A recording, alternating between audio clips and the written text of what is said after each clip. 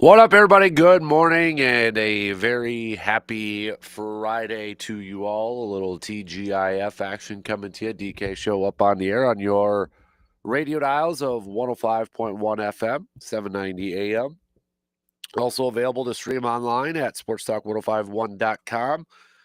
Get your smart devices, smart speakers, download the app, take it on streams up and rolling on Facebook, YouTube, Instagram, and Twitch this morning. But a happy Friday to you all. Almost here for the weekend. Week kind of flew on by here. What do we got on a game plan as we wrap up this week, though? Brewers. We're going to talk some baseball. We're going to talk some Brewers this morning.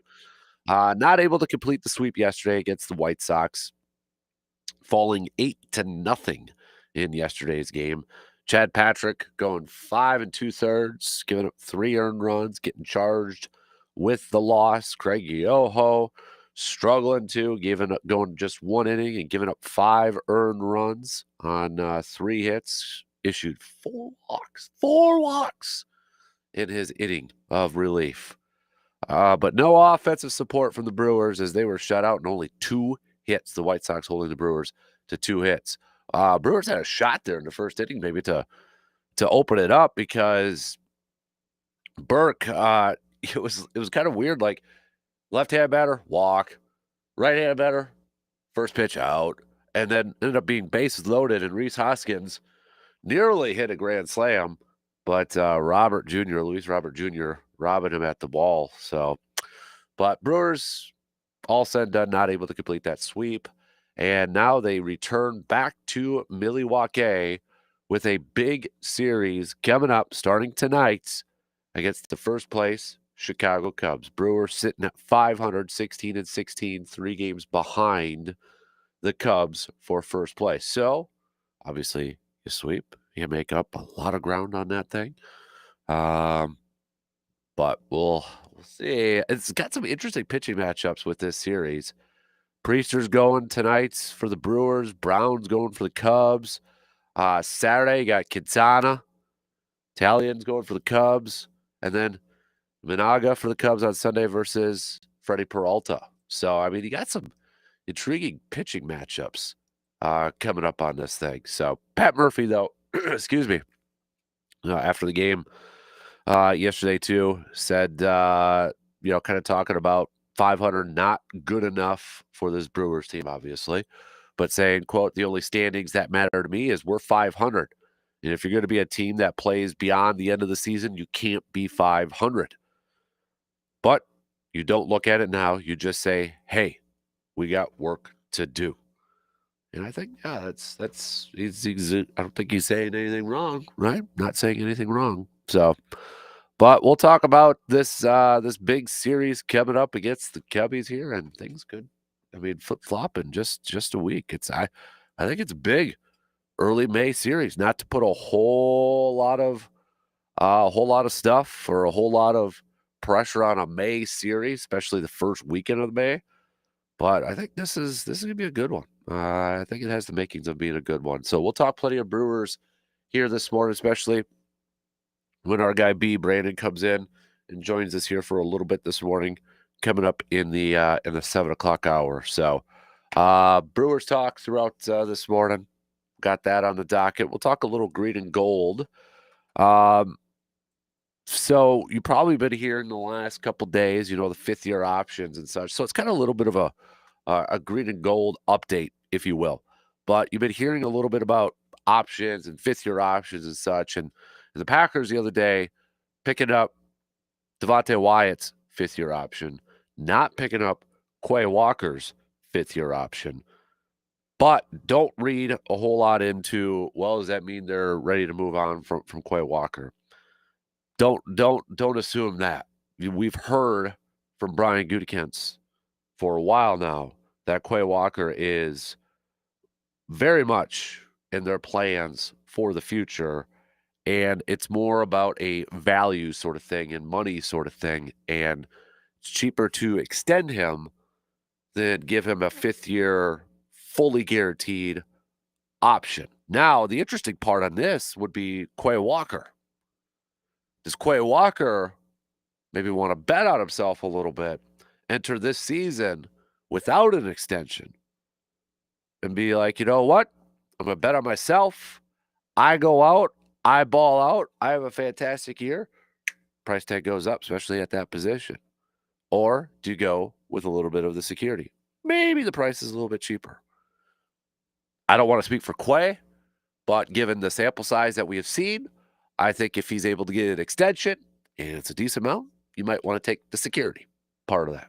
So, and I think that's where Green Bay's looking at this is like, okay, extension's going to be cheaper than a fifth-year fully guaranteed option. That's what they're working on right now. So, but some other updates too surrounding Jair Alexander, Albert Breer from the Monday Morning Quarterback in his latest mailbag, where he answered some questions from readers and such, and there was a note on Jair. Now it kind of tags along with what Rob Demovsky had said. Rob Demovsky reported just a couple days ago that Packer, the potential of him returning is on the table. And Albert Breer answered a question from somebody asking if the Packers trade Jair Alexander, who are the teams most likely to be interested. So he listed off some teams and such. But the interesting note that Albert Breer puts on here says, the question to me comes down to money. He's due $17.5 million this year. And because of his recent injury history, that's shown to be a bit rich for interested teams. Alexander, meanwhile, would rather be cut so he could pick his destination. Makes sense. I think a lot of players would rather be cut, right? So they can have a little bit of control of where they go. He also goes on to say, and he might not be willing to help with a contract adjustment to facilitate a trade, which is something we had heard from Tom Silverstein from the Milwaukee Journal-Sentinel. But here's the part that Albert Breer puts out there. I would think at this point, the most likely scenario is that he is back with the Packers on a reduced contract that has incentives. Now, that's something we threw out there. It kind of goes back and forth because he mentions in there too, he's not maybe willing to adjust his contracts to facilitate a trade. He doesn't have to. He's under contract. He doesn't have to. But the part on there, it kind of gives the impression that maybe he'd be willing to adjust the contract for the Packers. Now, but Green Bay did something similar last year in the offseason with Preston Smith's contract. Now, obviously, they traded him during the season.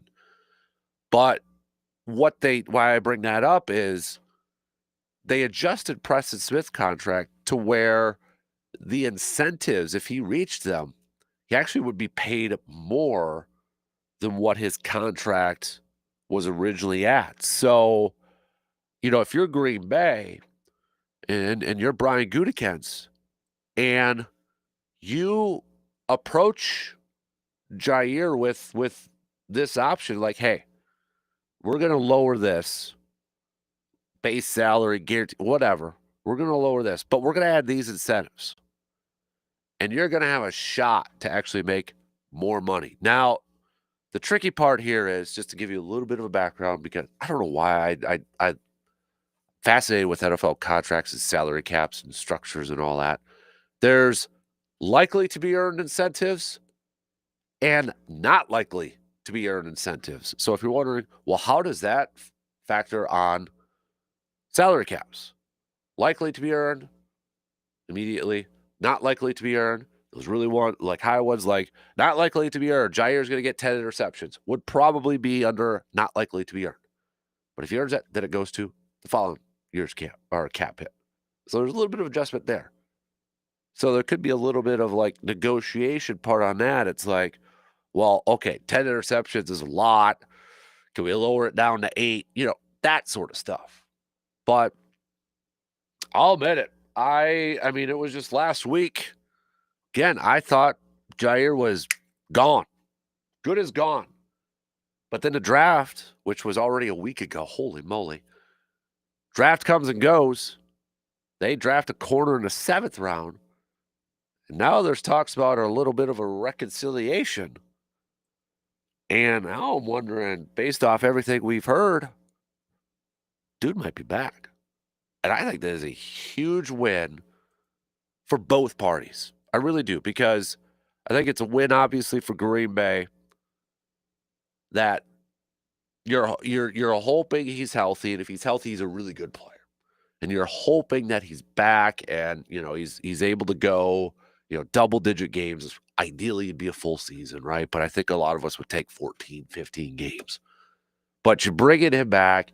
You probably you feel better about your corner depth. And then, for Jair's instance, it's like, all right, I got a shot for one more year to prove I'm still a baller, that I'm still a top corner, and I can make some more bank in the next offseason. Because I think if he's back, might be his final year in Green Bay, and then he'd get a shot to earn another contract somewhere else, or gosh, who knows, maybe another deal in Green Bay. I don't know about that one, but I think it'd be beneficial for both parties. It seems like I'll say it for a little bit later on, but it seems like some of it's not necessarily a a discourse or an issue between Jair and his teammates or his presence in the locker room. It's a little bit more of Jair and some of the coaches on the coaching staff, which is kind of a little bit of a butting heads sort of thing. So we'll talk about that though coming up here in just a little bit. We got cream of the crop. So what is your or who is your cream of the crop here this morning? Let me know. Hit me up with a text on that Shoe Doctors bullpen line, 715-830-1912. We'll play a little AJM Automotive Pump the Brakes or Full Throttle. Coming up a little bit later on, we've got some local sports roundup brought to you by Carpet City Flooring Center with Brandon. We'll do some inside the training room with Dr. Crow in less than an hour. So let's get things rolling here this morning. All right, we'll talk some Brewers looking ahead to this big series against the Chicago Cubbies. We've got a little Packers talk coming up as well. Hockey, Minnesota Wild falling in Game 6 last night. See, this is what happens. You had Kevin O'Connell come out and hype up the crowd, Wild fans. I thought you wanted to win a playoff game. The guy hasn't won a playoff game. I'm joking. Come on. That's a little fun trash talk back and forth. So, but all right, let's take a break and we'll get things going here this morning. All right, we'll talk a little baseball. Brewers getting blanked last night or yesterday afternoon, finally returning home where the Chicago Cubs awaits. We'll preview that coming up after these quick words.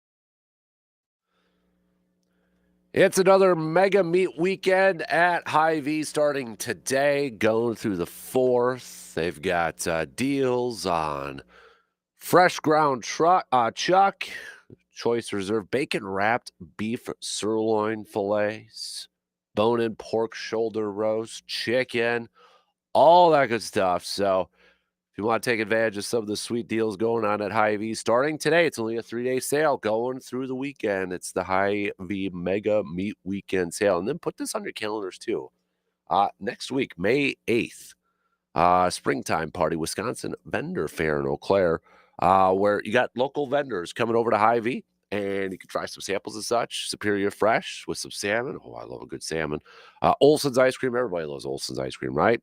And a bunch of other ones. Moose Lake mustard. You could go to the Hy-Vee Facebook page and see a list of every vendor they've got coming over May 8th, 4 p.m. to 7 p.m. All right. So put that on the calendar and take advantage of that. And then if you are Star Wars fan, May the 4th, couple days, right? That's Sunday, May the 4th, over at Hy-Vee. They got a family event, 10 a.m. to 1 p.m. meet and greets with some of the characters and from Star Wars and activities and a one-day sale too. So big Star Wars fans, May 4th, May the 4th, over at Hy-Vee in Eau Claire. Jeremy says, personally, I want Jair back. If we move him, the floor of the secondary doesn't change because we have seen what they could do without him. With him, though, the ceiling goes up. Bring him back. I think that's a good point, Jeremy. And I was going to begin with some Brewers, but, with what Jeremy texted in, you're right, because we have seen what the Packers have been able to do with Carrington Valentine and Keyshawn Nixon, essentially, as your top two. Now you got Hobbs coming in, so I mean, that does improve it just by bringing in Hobbs. But you bring back Jair, and yes, the ceiling definitely goes up higher. There's no question about it.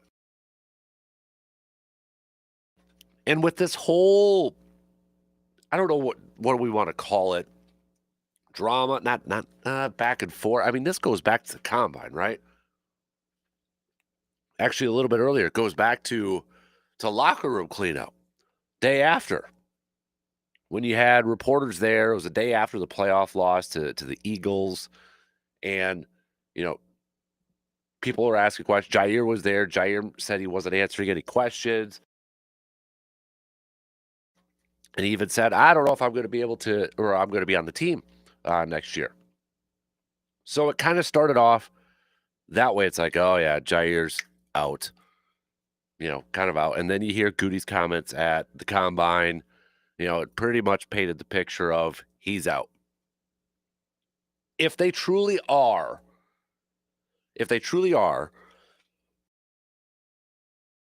excuse me, I've been shutting the mic off because I got a tickle in my throat, still trying to get the voice back here. But if they truly are in a reconciliation mode where, all right, they're maybe coming back to the table and they're possibly working towards a resolution where Jair is coming back, I got to give a lot of credit to Brian Gutekunst in this situation because I feel like a lot of general managers or a lot of teams would have moved on at this point, would have maybe just said, you know what, we'll take the hit. We're going to release him. Can't get anything at draft cap, or we can't get a trade value that we feel like is worth it for him. We're not going to panic. We're not going to rush this thing. Because I feel like a lot of teams would rush it if they were in this situation. Everything else plays out. You have a corner who's been hurt a lot. There's been some discord between him and the coaching staff. Coaching staff thought he would be able to play. Jair's like, no, can't. That blah blah blah. We've gone through that how many times? And then the whole locker room clean out thing. And then you have a general manager pretty much insinuating he wasn't going to be back. And now we're at a point where, hey, maybe they're actually talking where he is coming back. I give credit to Goody for being patient and not like, all right, let's just get the guy out of here. Let's see if we can get a trade for him. And if we can't, we'll just cut him and move on from there and take our salary cap hit and such. Now we're actually talking to the point where he's possibly coming back for the season. And at least on the field, that's a bonus, I think, for Green Bay. When you talk about talent wise and just the position group, adding Jair to that position group is a major improvement for the defense. No question about it. Yes, there's other outside stuff, or you kind of wonder, like, okay, attitude or whatever. But I'm talking straight up football. And as long as his teammates still love the guy, respect the guy, go to battle for the guy, have his back and such, I think that's a big bonus in that. I mean, we heard Jordan Love with his ringing endorsements of him. He's still working out. Jair's still working out apparently with Xavier McKinney and such. So I give credit to, if this does work out to where Jair is still suited up with Green Bay this season, I got to give credit to Goody for not being quick to pull the trigger and moving on from him, and not just settling for releasing him, or maybe a team offered a 7th-round pick, and Goody's like, nah, he's worth more than that. I give him credit, because I feel like a lot of other teams would have pushed that panic button or would have gotten a little antsy and would have just said, let's just hurry up and move on, and that way we're not talking about it anymore, or that way it's not, a topic of conversation every day, every couple days, every week. Let's just cut the ties and move on. I give Goody credit for being patient, because I don't think a lot of other teams or a lot of other general managers would have been. So I think he gets a tip of the cap for that if it works out that way. Or maybe next week he's traded, but maybe it's traded for a high pick in 2026. Who knows? But I think Goody's playing it right now. I think he's playing it right. There's no timeline, or there's no deadline where you have to move on from him. So something like triggers, like, oh, if they don't trade him by June 1st, then he's going to get this big, cap hit for this year or anything like that. It's nothing like that. There's like no deadline for Green Bay. Like, okay, we got to get rid of him right away before we get charged this. I think he's playing it right, and that's a kudos to him. Now, if it was more of a disgruntled type of thing, maybe. But again, this is a general manager that went through the whole Aaron Rodgers thing. Right? I mean, that was, 4 years ago this weekend? Kentucky Derby weekend? Well, it was the draft and then the Kentucky Derby where, Mike Tirico's trying to talk to Aaron about, hey, do you want to come back to Green Bay? And this is a general manager that went through that and was able and held his ground and stood his ground, dug in. It's like, no, dude, if you're going to play football, you're going to play football for us. And I think if you're a fan who has over the years complained about, players not honoring contracts or, anything like that, I think you got to appreciate the approach that Goody has had, 4 years ago with Rodgers, and maybe the approach he's having right now with Jair Alexander, being like, hey, dude, okay, we'll look at trading you. That option's still on the table, but we have a certain value in mind for you. And if I don't get that deal, maybe it's time to come back and play another year under the contract you signed. Now, I go back to Albert Breer, when Albert Breer said, if he's back, might be a little bit of an adjustment with incentives. I don't think Jair would want that. That's just me, because I think Jair would rather have the more of the guaranteed thing. Now, the carrot is, but Jair, you could earn more money. Dangle the carrot in front. You can earn more. Initially, yeah. It looks like you're making less. But you play. And I think a lot of it would probably be active game incentives. If you're active for this amount of games, you're going to get another bonus. Because if that was the issue, if that was the main issue from last year, where it was coaches thought he could play, Jair's like, no, not ready. If there was that discord between the two, then maybe that's where that incentive is. Like, okay, here's the carrot, Jair. You play 10 games, you get a bonus. Play 11 games, you get another bonus. You play 14 games, you get a bonus. Dude, if you play the whole season, you get a big bonus where it adds up that you potentially could make more. And I think Green Bay would be okay with that, paying him a little bit more if that meant you got like an all-pro version of Jair Alexander for a single season. If you got Jair Alexander for 17 regular season games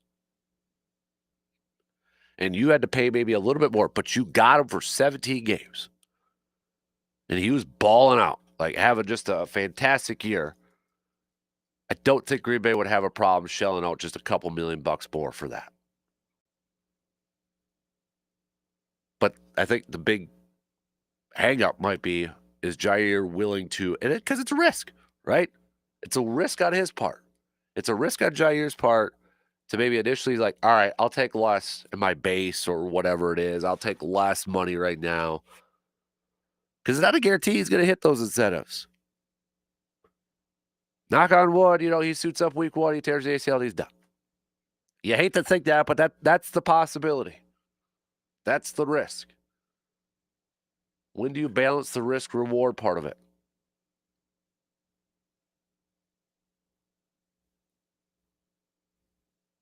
So it's going to be kind of fascinating to watch this all play out. But I, as a fan, I would love 2-3 back. I'd love 2-3 back. Put him into that cornerback room with that depth there. Then I think, let's go. Or as Russell Wilson would say, let's ride. Because then I think you're looking at this, I'm like, all right, you just boosted up the level a little bit. That's like super boost there. You got Jair. Okay, you got your outside corner, and then you can do this with Hobbs and Valentine and Nixon, and then that, and you got your depth there. Because right now, I still believe corner is the biggest depth issue, like question marks surrounding it. Especially when you look at, okay, who's your number one like outside receiver? I know Keyshawn thinks he can be. I don't know if I'm ready for that. And I think it would just be better for both parties. But I do got to give a credit to Goody for the way he is handling, this situation.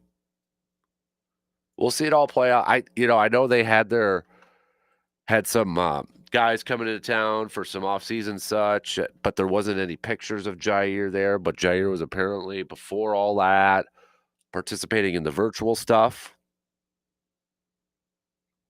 So I don't know if, he's got like a $700,000 incentive to show up for these off-season stuff. I'm sure that maybe his team, his agent, the Packers are in communication about whether, to be there or not. I don't know. Maybe he is there, but the Packers aren't releasing those photos. That could be as simple as that, too. Like, ooh, what's going on here? But the rookies are in town for a little rookie mini camp in Green Bay this weekend. You probably saw the team posting some of the photos out there and such. Who is the rookie? I don't think we asked this earlier in the week, but who is the rookie that? And don't put Matthew Golden. Let's take Matthew Golden out because it's always easy to maybe pick the first rounder. So let's take Matthew Golden out of this question. But who's the rookie that you're like, I'm really intrigued about? Like, I'm kind of excited to maybe see. Like, maybe that's the hidden gem, or that's the because after round 1, maybe those guys, especially if you're not maybe like a very early day 2 pick in round 2.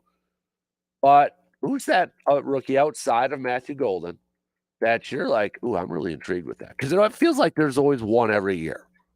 There's always a rookie, like day 2, day 3, where you hear fans like, ooh, I like that one. I'm intrigued with that one. Like Romeo Dobbs was that guy a few years ago when he was drafted day 3. Like, ooh, that was a good one. That was a good pick. I mean, I think that he's got a chance to do something. So when you look at it, is it Savion Williams? Is it Sorrell? I think he's probably going to be an instant fan favorite, the defensive end out of Texas. Colin Oliver, Warren Brinson. Maybe you go seventh round with the corner Micah Robinson or John Williams to tackle. The first, second round pick for the Packers, Anthony Belton, the offensive lineman. But who is your rookie? They're like, ooh, I think they got a steal at that one. Or I'm really intrigued with him. I mentioned Sorrell as being the fan favorite, but I think you see some people kind of talking about Oliver. Oliver to me is the intriguing one because I'm just really intrigued like how they're going to utilize him within this defense. And a lot of it is because of his size. Because he's like a tweener. He's between a linebacker and a defensive end. I mean, he's 6'2", 240. You're like, well, that's a linebacker size, but he's more effective as a defensive end, or he's more effective as a pass rusher, as an edge rusher. So he's got that unique set of skills, to quote Liam Neeson. So to me, he's the most intriguing one because I'm really intrigued to see how Jeff Hafley and his defensive staff utilize him. I think Savion Williams is a chess piece. As long as Matt LaFleur uses that chess piece properly, I think he could have an effect on this offense. But those are the two guys that I'm like, ooh, you're kind of like rubbing your chin and you're thinking about, all right, I'm envisioning this. I'm envisioning this with this guy. That's kind of where I'm at with this rookie class. So when I saw Colin Oliver, I'm like, okay, they're going to do linebacker or end, try to put him at defensive end. But I mean, it's a little small to play a 4-3 defensive end. But I think initially he's going to be your guy that you're bringing out just to get after the dang quarterback. And that's exactly what this team needs is somebody whose sole job and the best thing that he could do is get after the quarterback, and that's what Oliver does. But how are they going to employ that? How are they going to utilize that with him? That's the intriguing part. All right, let's take a quick break. We'll talk some Brewers to wrap up the first hour. Feel free to text me or comment on the video streams. We'll be back in just a couple minutes.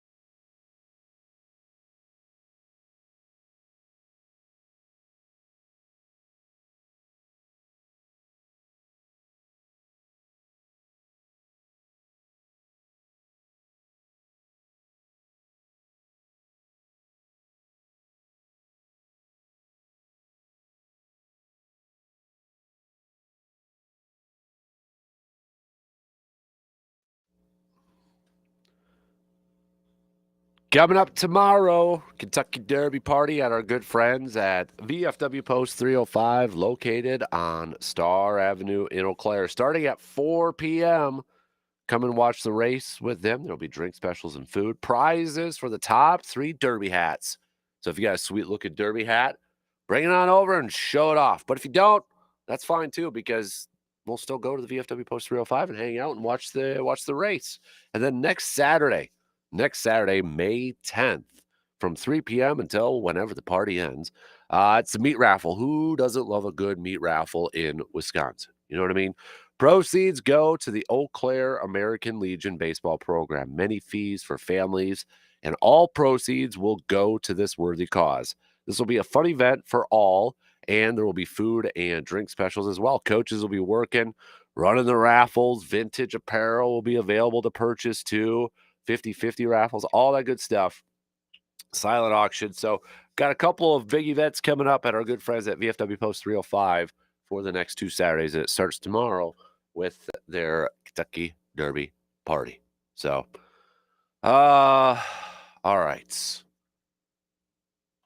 Let's talk some. Oh, first of all, Surveyor Sam says Warren Brinson, man is a beast, took advantage of NIL and stayed in college. He also hosts multiple podcasts and is a pilot. Plus, he's older and more experienced than most defensive linemen we bring in on rookie deals. I don't know. I keep looking at these defensive line that the Packers drafted, and first of all, when it comes to rookies, I think we got to be, there's optimism when it's all of them. But I look at these guys, and I'm like, it's kind of intriguing because I think they all bring a little something different. They're all like a little different, like in terms of body size or production or maybe what they do best. We were talking about Colin Oliver, right? Is he a linebacker? Is he DN? He's got the linebacker size, but he's better as rushing the passer, getting after the quarterback. Then you've got Barron Sorrell, the new fan favorite coming out of Texas. And you look at him, and if you're just kind of looking at the physical traits for him, he's 6'3", 256. All right, not that much bigger than Oliver, but more, probably more for 4'3" DN and such. And then Surveyor Sam's man, Warren Brinson, you're talking about a 6'5", over 300-pound dude. And all these guys are listed as defensive linemen. So they're all different. They all bring something different. And I hope that means they all bring some different versatility. I call them Swiss Army knives, jack of all trades. Nah, maybe not jack of all trades, but something, is this going to be a collection of guys on this defensive front that all bring a little something different, and where we could call it's the Swiss Army knife unit. They're all, you know what I mean? It's just, I think that's kind of intriguing. We'll get back to some more draft talk, especially when Brandon's here. I don't even know if Brandon has. I think I was the only one who got sick from the draft. Man, I'm still recovering from that thing. But Brandon will be back. We'll be joining us here in a little bit, so we'll talk more draft with him. Brewers wise, we'll talk some Brewers with him too.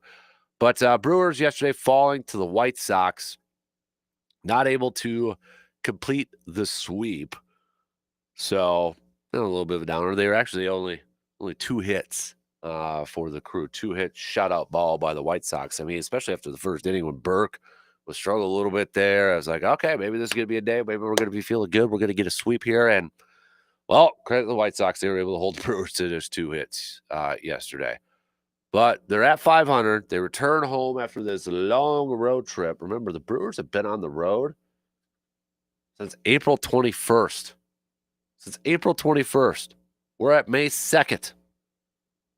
They're finally returning home, and waiting them is the Chicago Cubs, who are 3 games ahead of the Brewers in the division. And I think when you look at this, and we'll go into a little bit deeper with B, but you're looking at the pitching matchups for these games, right? You're looking at, all right, who's on the mound for the Brewers? Who are the Brewers going to be going up against? On the Cubs side. Well, tonight we get Quinn Priester. And for the Cubbies, they're throwing out right-hander Ben Brown, who is 2-2 this year with a 6.04 ERA. He's appeared in 6 games with 5 starts. He's coming off of a loss where he struggled big time back on the 26th against the Phillies. 3 2/3, 9 hits, 6 earned runs. Before that was a no decision where he went 4 innings, had 6 strikeouts though. And then he did pick up a win against the Dodgers back on the 12th where he went 6 innings, 5 hits, 5 strikeouts. But Quinn Priester does have a little bit of experience against some of these hitters, or, some of these hitters do have a little bit of experience against Quinn Priester. It looks like about a game's worth. Suzuki's 2 for 3 against him. That includes a home run. Swanson's 0 for against him in 3 at-bats. Brewers-wise, going up against Brown, it's about the same. You got a few guys who have about a game's worth, couple at-bats here and there. But for what it's worth, and they're not great numbers. Cheerios, 2 at-bats, 0 for. Bauer's 2 at-bats, 0 for. I'm talking average. Yelich, 3 at-bats, 0 for. Turang, 0 for. So, But I'm looking at Quinn Priester, again, we talk about these young pitchers kind of stepping up and filling a nice role. Quinn Priester's coming off of back-to-back no decisions. His latest appearance was against the Cardinals on the 26th, where he went 5 innings, gave up 8 hits, 5 earned runs in that game. So you're looking for a little bit of a bounce-back performance for both these pitchers. Before that, it was the 21st against the Giants. He went 4 innings, 2 earned runs, 4 walks, 3 Ks. And then on the 15th, he picked up that win against the Tigers, where he had just 1 hit ball in 5 innings. And then you look at Saturday's matchup. And maybe we got our best pitcher so far. I think it's fair to say he's our best starting pitcher so far. Quintana on the mound going up against his former ball club. Can Quintana do to the Cubs what he did to us as the Brewers when he was with the Cubs all those years? It'd be darn nice if he could. He's been on a hot streak so far. Can he get it to 5-0? Jameis Italian is the other pitcher for the Cubs, and obviously Cubs hitters have quite a bit of experience going up against Quintana, even though he pitched for them too. But and then Brewers wise, they've got quite a bit of experience going up against Jameson. Yelich, 30 career at bats against him, by far the most on the Brewers. 2 home runs, 333 average, 961. You have Brewers hitters that have had success against him. Contreras is the lone one that's been kind of struggling. 16 at-bats, he's just 125 against him with a 301 OPS. But Sal Frelick, 12 at-bats, 333. Hoskins, 9 at-bats, 333, including a home run. Turang's 214 against him in 14 at-bats. With the Cubbies hitters, Swanson, 10 career at-bats going up against Quintana, 300. Turner, 18 at-bats. He's been around for a while, though, 278. And then on Sunday, we get Freddie Peralta going up against Imanaga. In the Sunday game, that's going to get a lot of attention. Maybe this is the one that decides the series. Left-handed pitcher, Imanaga. And you look at some of the Brewers hitters, about a game's worth. Yelich, 666 or 667, including a home run against him. But on the flip side, yes, you've got way more experience with the Brewers hitters going up against Peralta. They know him, and Craig Gelson knows him too. So you got some intriguing pitching matchups in this upcoming series. I think it's going to be a good one. I hope, by all hope, that it's the right shade of blue at American Family Field. There's going to be Cubs fans there. But if you're going to that game, make it loud for the Brewers, okay? Let's pipe down the jokes of Wrigley Field North. And let's continue to make this a rivalry between these two teams. All right, so we'll talk some more Brewers though with Brandon coming up in the next hour. Go a little bit deeper into this series and such. Brewers currently sitting at 500. We'll go through some of Pat Murphy's comments about what he had to say about his team being at 500. We'll talk with Dr. Crow here in just a little bit for a little inside the training room. So we'll talk to him about Damian Lillard and his recovery timeline, his prognosis with that torn Achilles.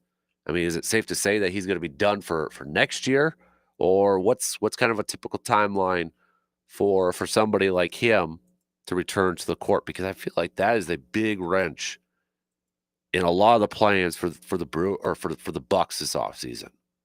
That's a huge obstacle to overcome. So we'll catch up with Dr. Crow here in just a few minutes for a little inside the training room. We've got cream of the crop. Who is your cream of the crop? Send us your picks. Hit us up in the text or comment on the video streams. Also, we'll do a little AJM automotive, pump the brakes or full throttle. Pump the brakes or full throttle. So, all right. Got a couple of text favorites outside of the Matthew Golden pick. Favorite Packer pick was Oliver. That's from Ben. Williams. That's from John. Another Williams pick as well from John. All right, let's finish up with Morgs. Good morning, Morgs. Hey, you going out for a fishing opener? Doing anything to drop line? Probably not tomorrow. Where would you rank fishing in your personal pastime lineup? Because I was a big one as a young. I love fishing. I grew up fishing too. Yeah. I used to keep a notebook, like conditions, what I caught, like a fishing lure. journal. Yeah. All right. I was huge. I thought I was gonna be the next Bill Dance. You could call it your damn diary. Yeah. So what did you make notes of? What was the best catch you pulled in then? If you're going back into this the is boat like high archives? school, so I can't even remember. Yeah, but everybody remembers their favorite fish. I was always a big largemouth. Okay. I'm on the quest this summer. I want to catch a 7-pounder. Do you remember back in the day, would be like on weekends, you'd be home and cartoons would be over, and in the afternoon, those fishing shows would come on? Oh, everybody watched cartoons in the morning. I watched good old TNN Saturday mornings, the Nashville Network. Okay. It was Bill Jordan's Real Tree. It was Mossy Oaks Hunting the Country. It was Bushnell's Secrets of the Hunt. It was Bill Dance Outdoors, baby. All right. So if you could have your own hunting show, what would it be about? Would it be out in the woods with a deer stand? Would it be, it'd be all outdoors. On the ground with turkeys? Yes. Would it be in the water? What do you prefer? Yes. What do you prefer to watch, and what would you prefer to have as a show? I mean, it's kind of like sports, because different sports translate better to TV. If I had the luxury of having a show like that, I would take advantage of it and go do my elk hunting in Colorado, go do some moose hunting and such. Okay, so you'd mostly do game hunting like that. Yeah, okay. But I would also want to go. I want to catch a 10-pound largemouth, though. Okay, you're going to stick to freshwater fishing, though? Yeah. Have you ever done saltwater or any desire to do a tour on the saltwater? I wouldn't mind trying doing it, but yeah. You know what has always impressed me to no end? Deadliest Catch. Yeah. Watching the crab boats. That is insanity. That is complete insanity on those conditions. I'd be barfing over the side. I don't even like seafood. That's why I don't eat it. Not only because I don't like it, but because I see what these fishermen go through.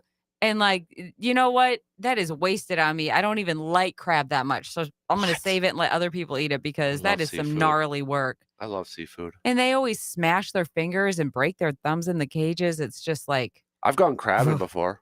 What's that like? Literally, it was a crab cage with a chicken leg thrown off to the side. Really? Yeah. And then what'd you pull up? Crabs.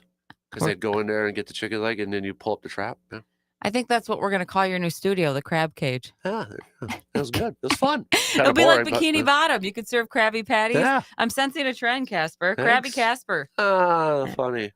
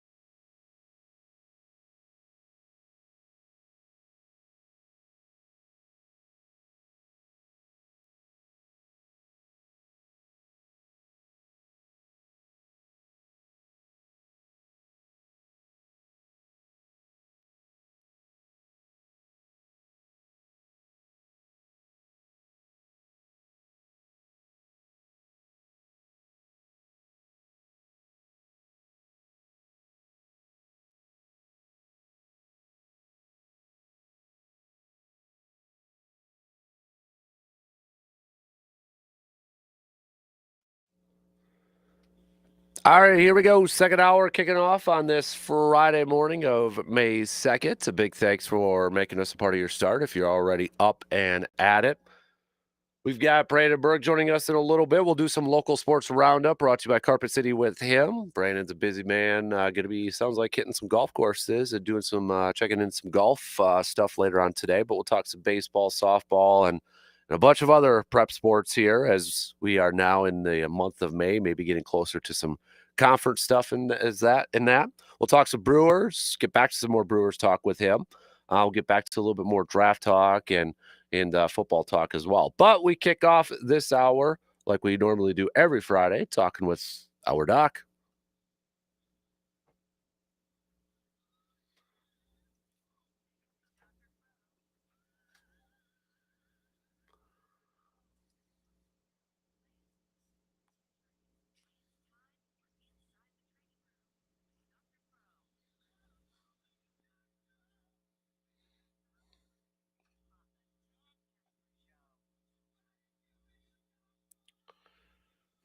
He is Dr. Austin Crow, Chippewa Valley Orthopedics and Sports Medicine, joining us here this morning for a little inside the training room. How you doing, Austin?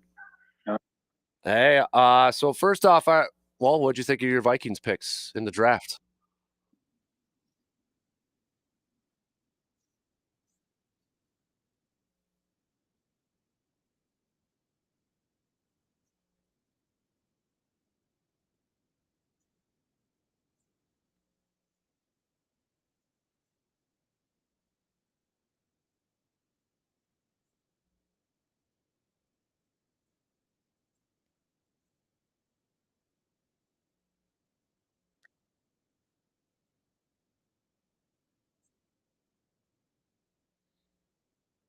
Yeah, nice. Let's start off with basketball in the NBA. So you had texted me right after it happened with Damian Lillard with the Achilles injury.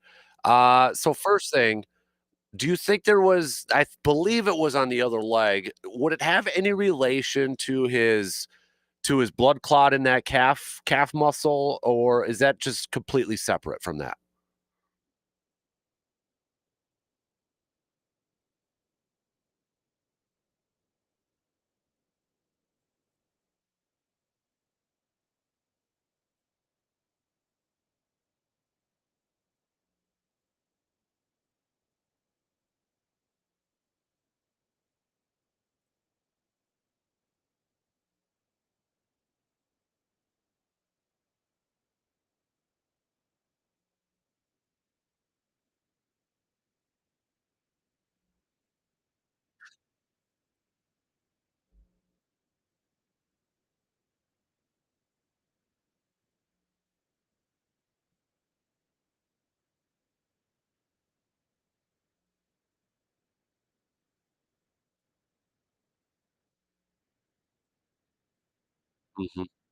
So, what's kind of a time because I feel like this is a big wrench into the Bucks offseason plans because everybody's talking about Giannis. Is he gonna get traded or should they move on and such? But, I mean, with Dame now tearing his Achilles in the postseason, I feel like that's a big, like, "Okay, what do we do now at this point?" Is it safe to say he could miss all of next season with his age and such, or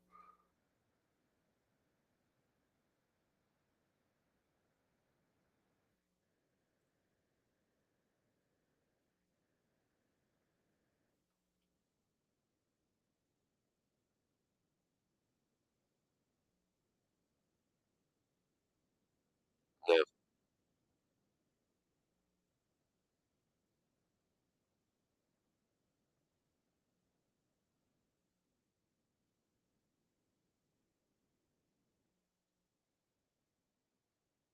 Mhm.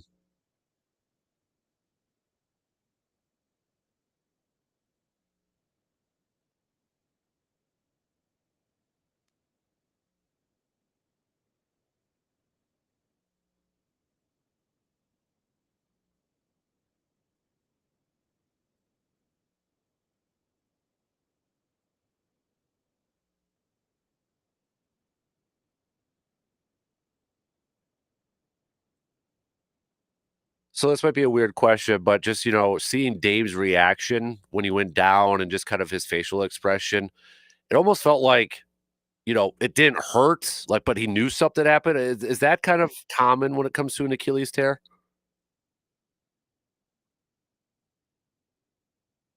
Wow.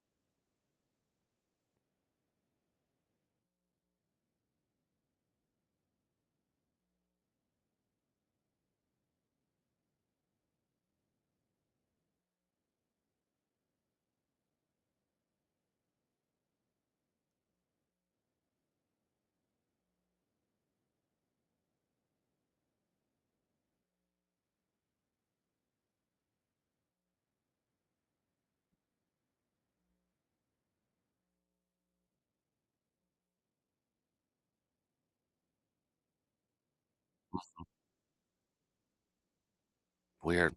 We had Mark, one of our listeners, Mark, wanted me to ask you because we were talking about Jair Alexander, and if remember last year he had that knee issue, and he was practicing, but then he wasn't playing. And then we found out it was a PCL injury, and then he ended up having surgery on it later on in the season. And Mark wanted me to ask your thoughts on it because he's worried about potentially with that knee injury. Is he fully recovered? Will he ever be? What with a PCL injury and such, I mean, because I think it seems like the discord between Jair and the team was the coaches thought he could play. Jair didn't think like he could play. And that's kind of where some of that drama is. And then he ended up having surgery on that PCL injury. So, I mean, what's the timeline recovery for something like that? Is there any concern with Jair and his ability to return to the field with a PCL injury?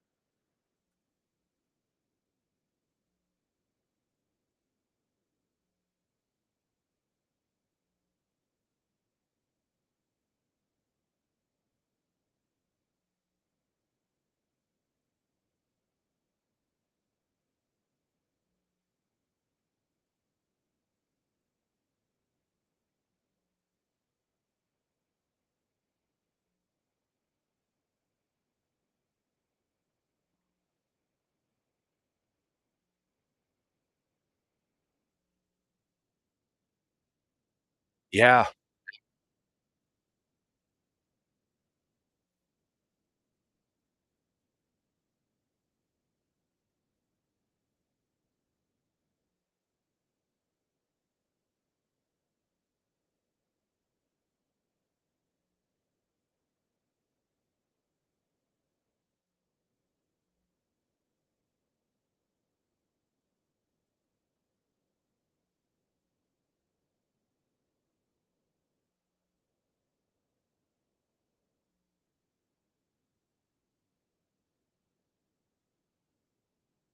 Going back to the draft, because there was one player that fell, into the 2nd round, and according to I think it was Adam Schefter, said it was injury concerns, and it was Will Johnson, the corner out of Michigan, and there was, like, a list of injuries that was reported. It was a hamstring injury, it was a knee issue that teams apparently had an issue with, and then a toe injury. They said it was a torn ligament in October.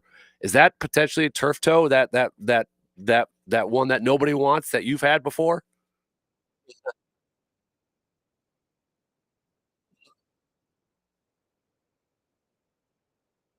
Yeah.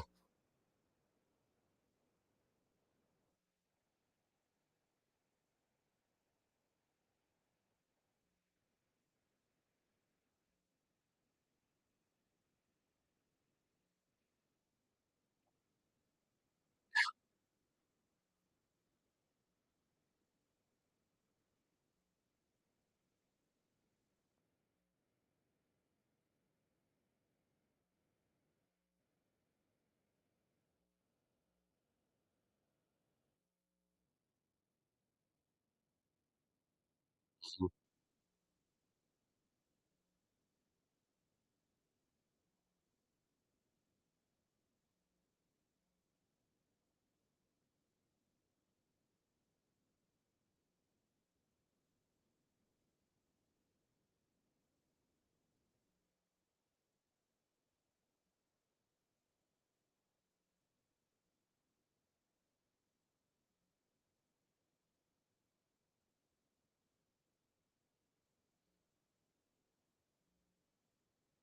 Yeah.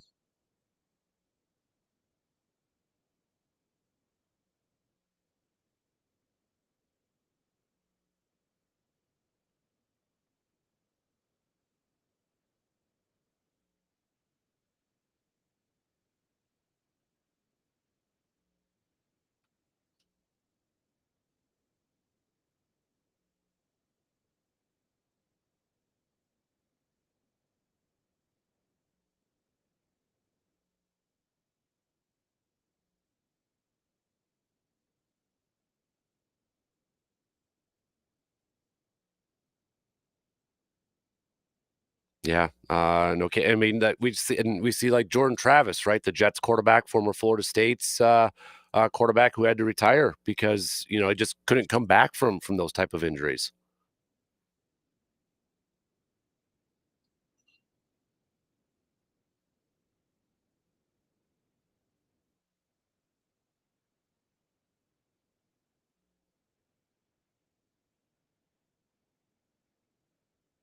Mhm.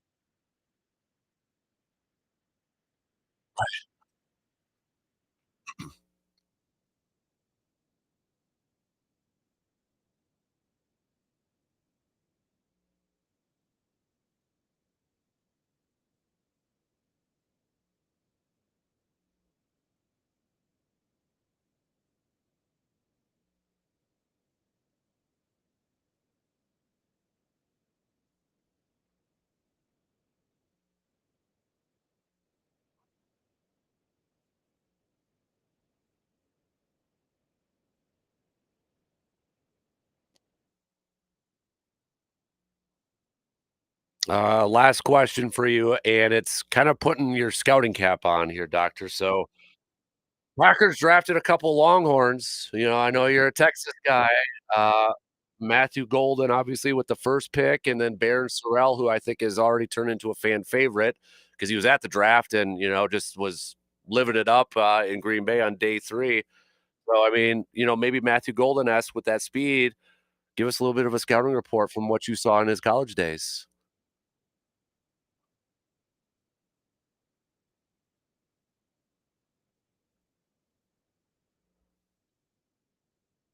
4.29? Yeah.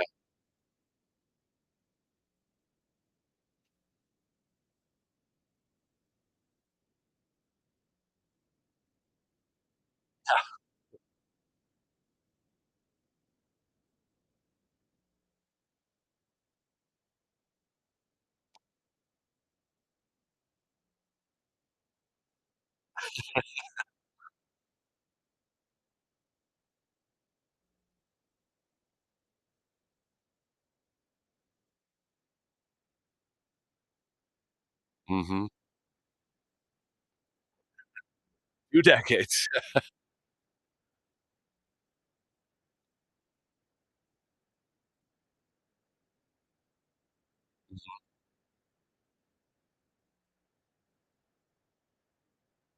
All right, he's Dr. Austin Crowe, Chippewa Valley Orthopedics and Sports Medicine. Dude, appreciate the time as always, man. Enjoy the weekends, and we'll catch up with you soon. You too. There you go, Dr. Crowe, Chippewa Valley Orthopedics and Sports Medicine. Quick break, and we'll switch gears and catch up with Brandon Berg after these quick words.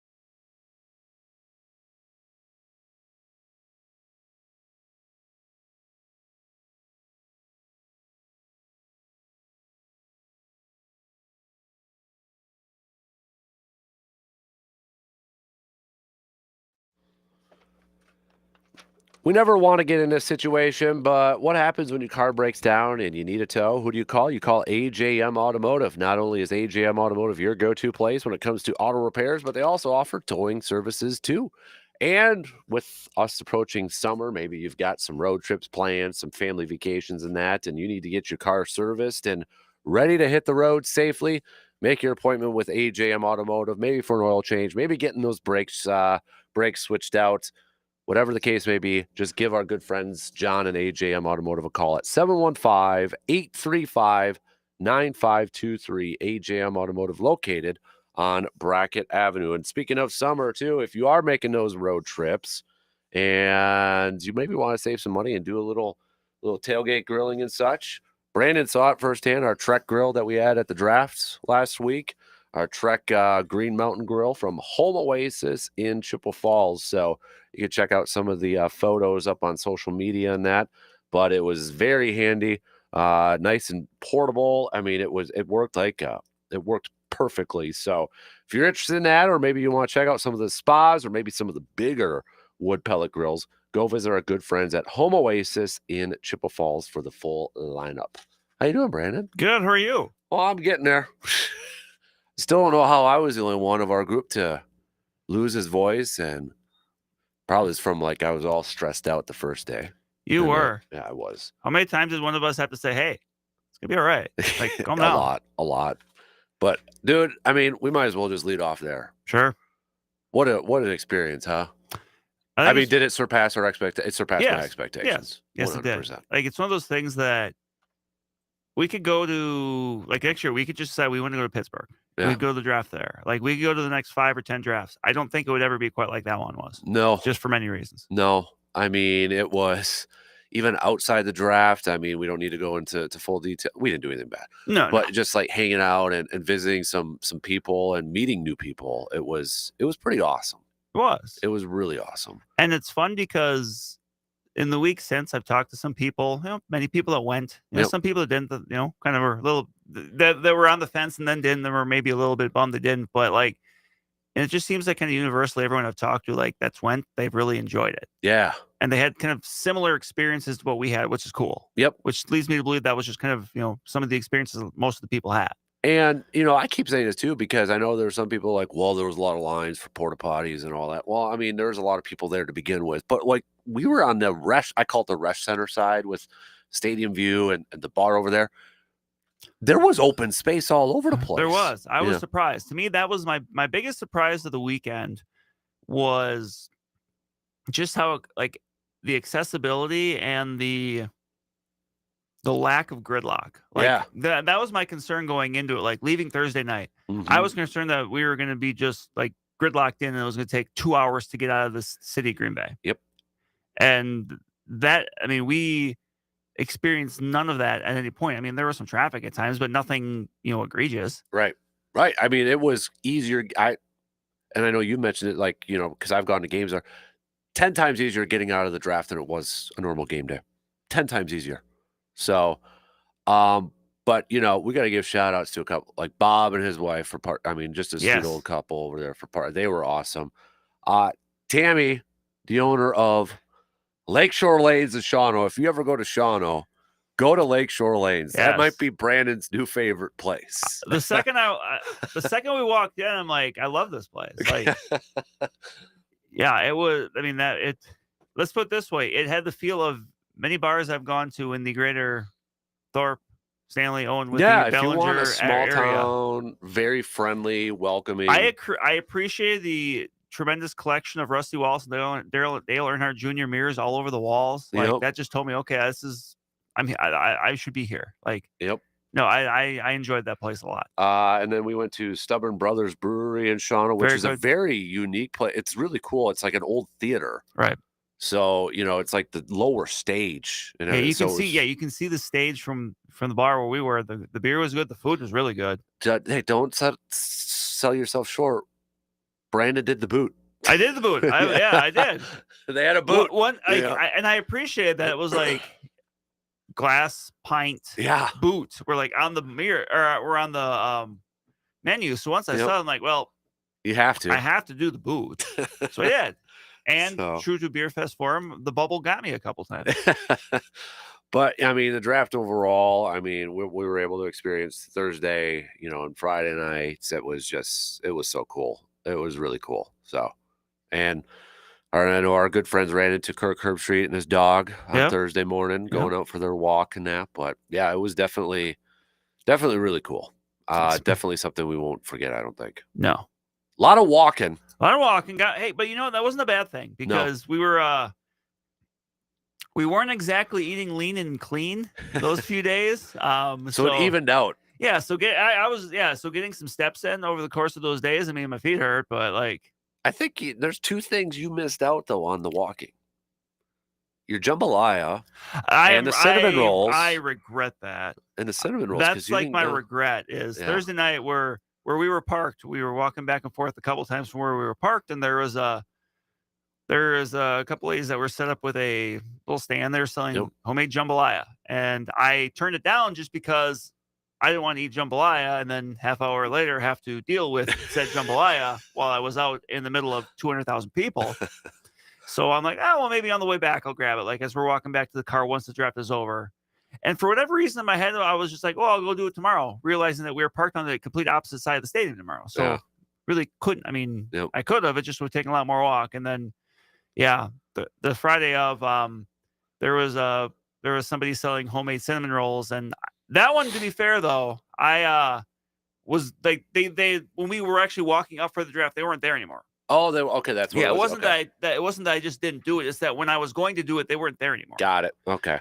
But yeah, those were the two things I saw that I should have just taken advantage of the opportunity when it came, as opposed to just kind of waiting. Mm-hmm. Yeah. So I mean, we could honestly make a whole hour talking about some stories and just the fun we had, but probably people don't want to listen to that. So, but no, it was awesome, and I guess I don't know how you feel, Brandon, but I went into it thinking this is a one and done.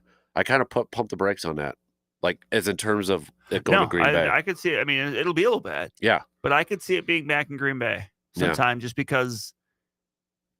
I would again because of how everything worked. Mm-hmm. Like as long as the infrastructure was there to support it, I could see it happening again. Yep. So it was something. It was definitely it was an experience. It was. So, but what was your reaction? Because from we finally got a pick on day 2. I know we talked about your pick on day 1 when we were over there on Friday, but overall. Seems like the Vikings were pretty happy with their draft class. Yeah, I mean, it's not going to be one that, and neither you or I are too big on the whole the grades post draft. I mean, the Vikings one was never going to be one that probably rated really high just because there wasn't very many picks. There's only 5 in there. Yep.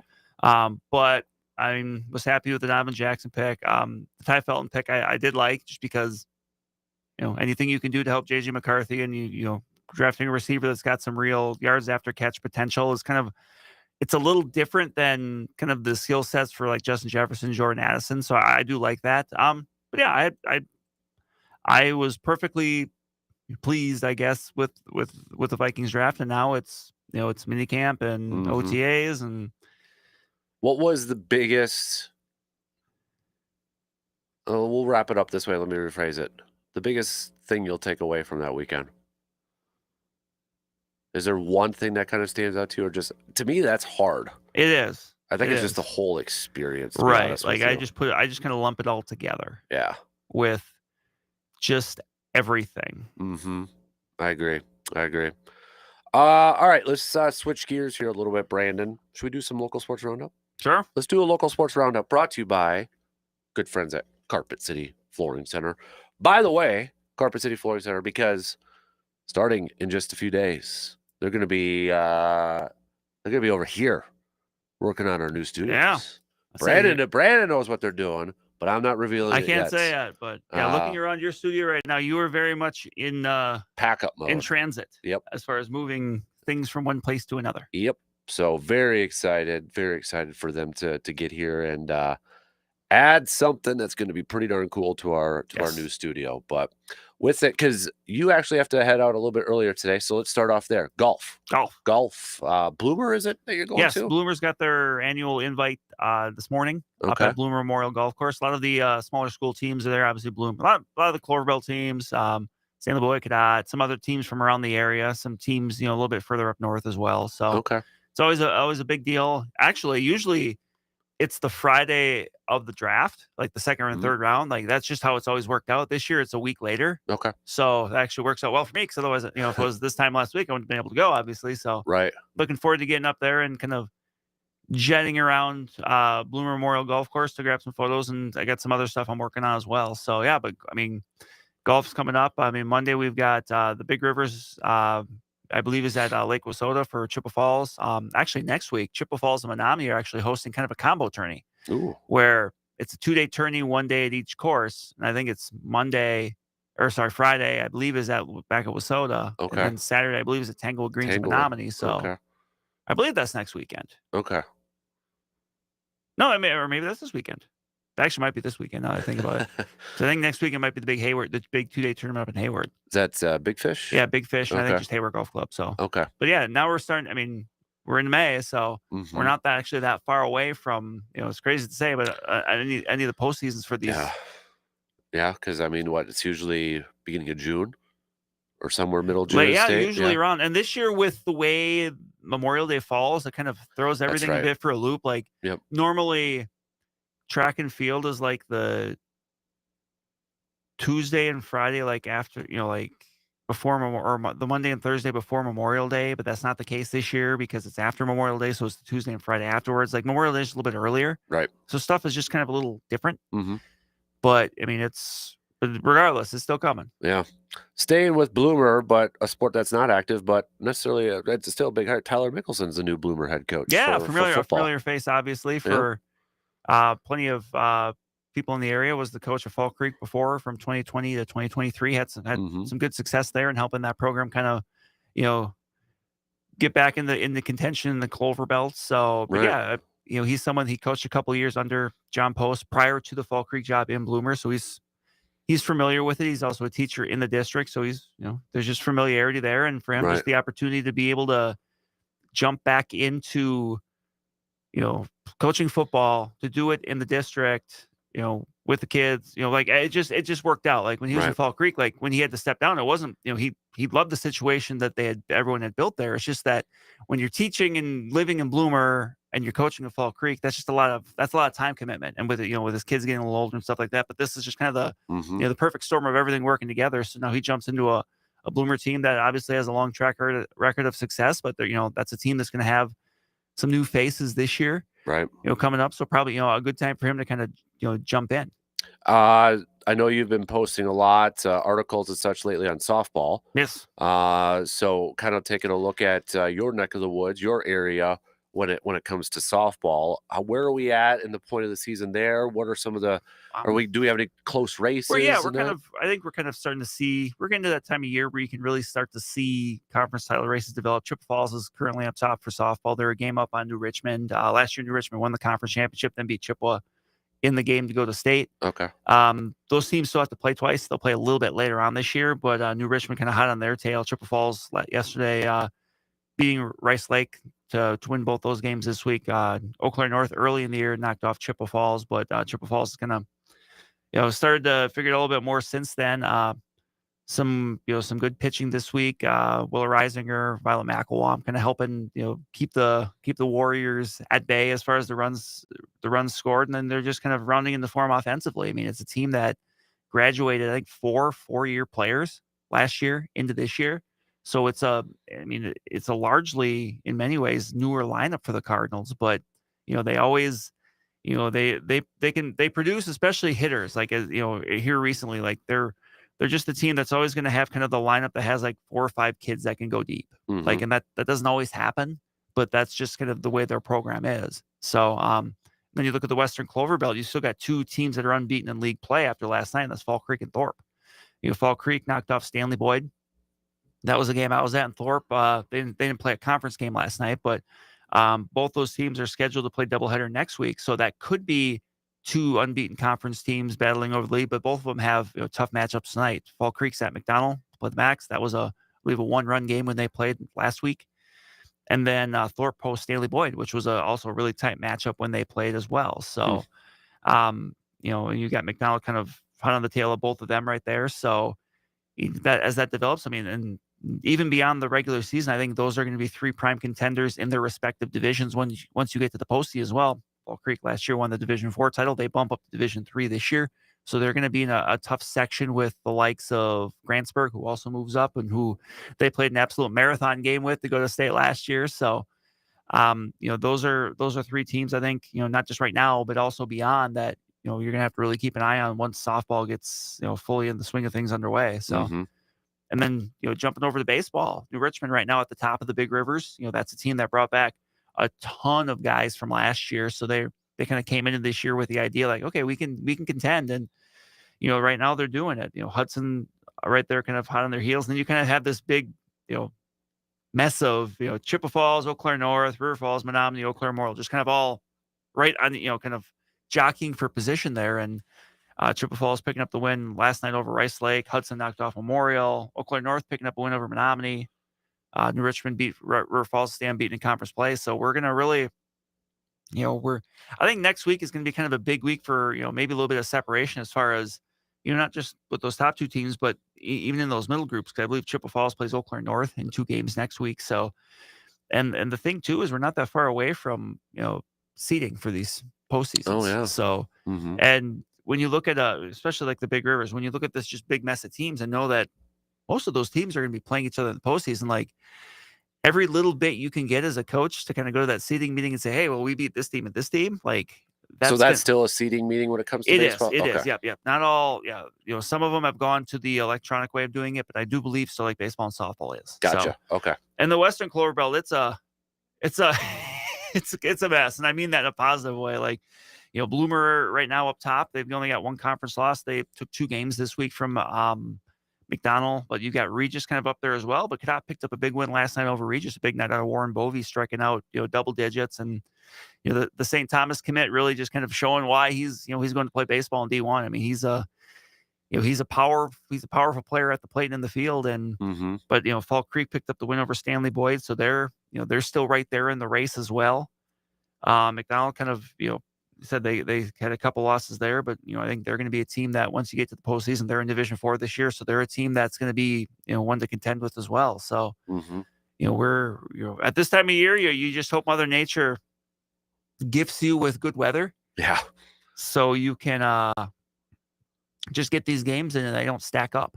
Exactly. So we have track and field going on. Track and field going on. I believe Eau Claire Memorial is hosting the Old Abe Invite today over at Eau Claire Memorial. So that's be cool to actually have that over there with their new facilities. Right. And it's hopefully this weather kind of clears out a little bit and everything is dried, so they can do that all. Go gung ho. I know next Tuesday Bloomer's hosting. It's I believe it's annual the Dave Landgraf Memorial Invite up there, which is always a big deal for a lot of smaller school teams in the area. A lot of really good athletes are going to be in action up there. So that'll be one to kind of keep an eye on too. But yeah, we're, I believe it's next week. We would be 2 weeks away from conference meets. Wow. So it's, but soccer is still going on. Soccer. Last night, Chippewa Falls girls picked up a win over Eau Claire North. It's their first conference win in a couple years. So big win on them. A couple goals for Lizzie Dallas, who is approaching the program's scoring record. Okay. So she, if continues, that's something she, could get, coming up here pretty quick. But I'm, kind of the in the girls soccer world, the favorites are, usually who you expect to be the favorites in the Big Rivers when you talk about the Hudsons and the Memorials of the world, and New Richmond up in there as well. So we've got we're kind of getting to the River Falls as well up there. They went to state last year, so New Richmond. So you've kind of got. It's still pretty early in the conference season, but yet you've still got some separation happening. And the interesting thing with the Big Rivers too is once you get to the latter part of that season, is they don't play. Every team doesn't play each other twice. What they do is they'll play once through, and then they actually kind of split off the conference based on where you finish, and then you play like it's kind of tiered. So like the top 3 teams will play each other, the middle 3 teams will play each other again, the bottom 3 teams will play each other again. So it's. a little bit different. It's like your own mini little, like a Clover Belt crossover-esque, but just inside your own conference. So right. All right, let's take a break. Yeah, and just as a quick reminder, that was the Chippewa Falls / Menominee Boys Golf Tournament. That is this weekend. So that's today over at Wissota, and then tomorrow at Tanglewood Greens in Menominee. So gotcha. All right. Let's take a quick break here, and then we'll wrap up the second hour with Brandon. Remind me, we'll do cream of the crop before you go here too. So we'll do that just past 8 o'clock. Send in your cream of the crops. We'll be back in just a few minutes.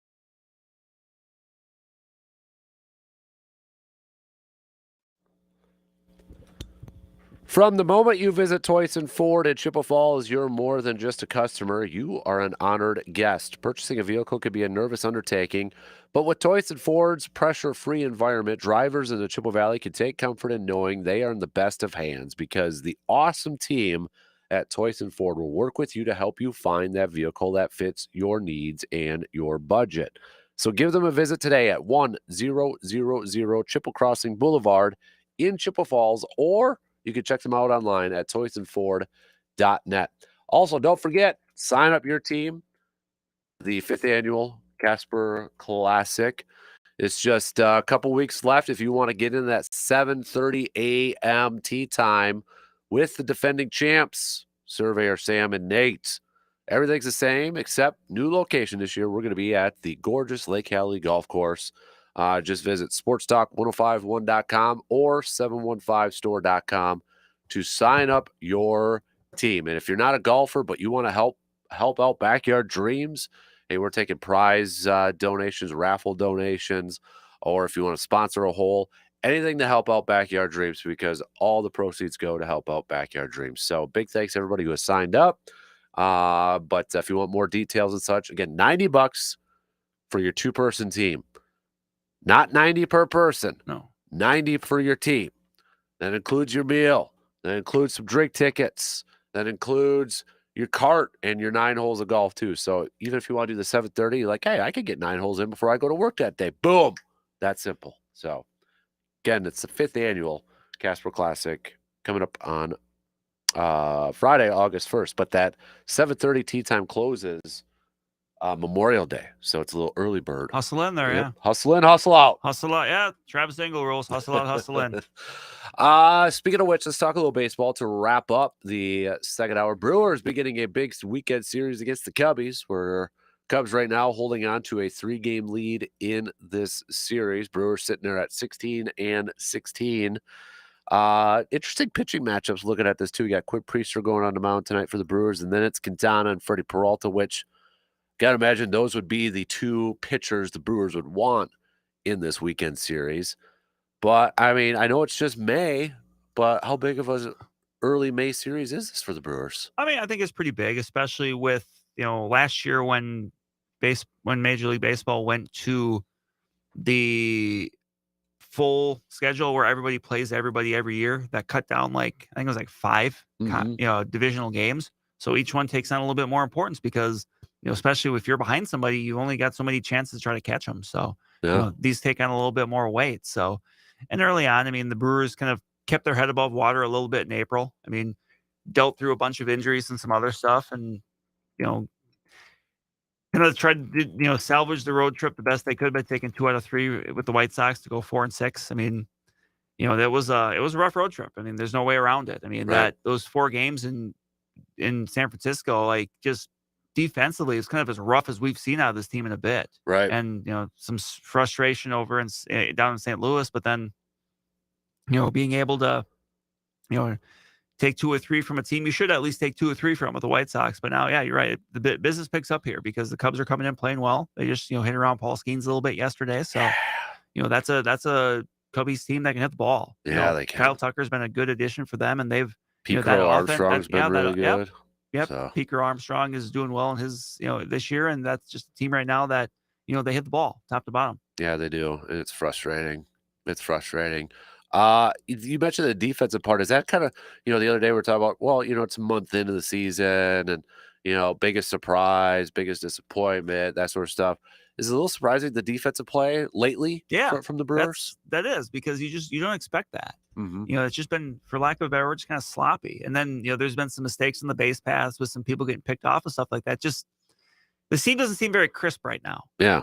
And look, it's a long season. Obviously that can change, but it's not something we've seen a whole lot of. Mm-hmm. And so it's kind of, it's definitely catches your eye when you see it. And certainly it's caught Pat Murphy's eye because, there's been times where he's, yanked people out of the game, or he's, had some talks with people to kind of, make sure that doesn't become a habit.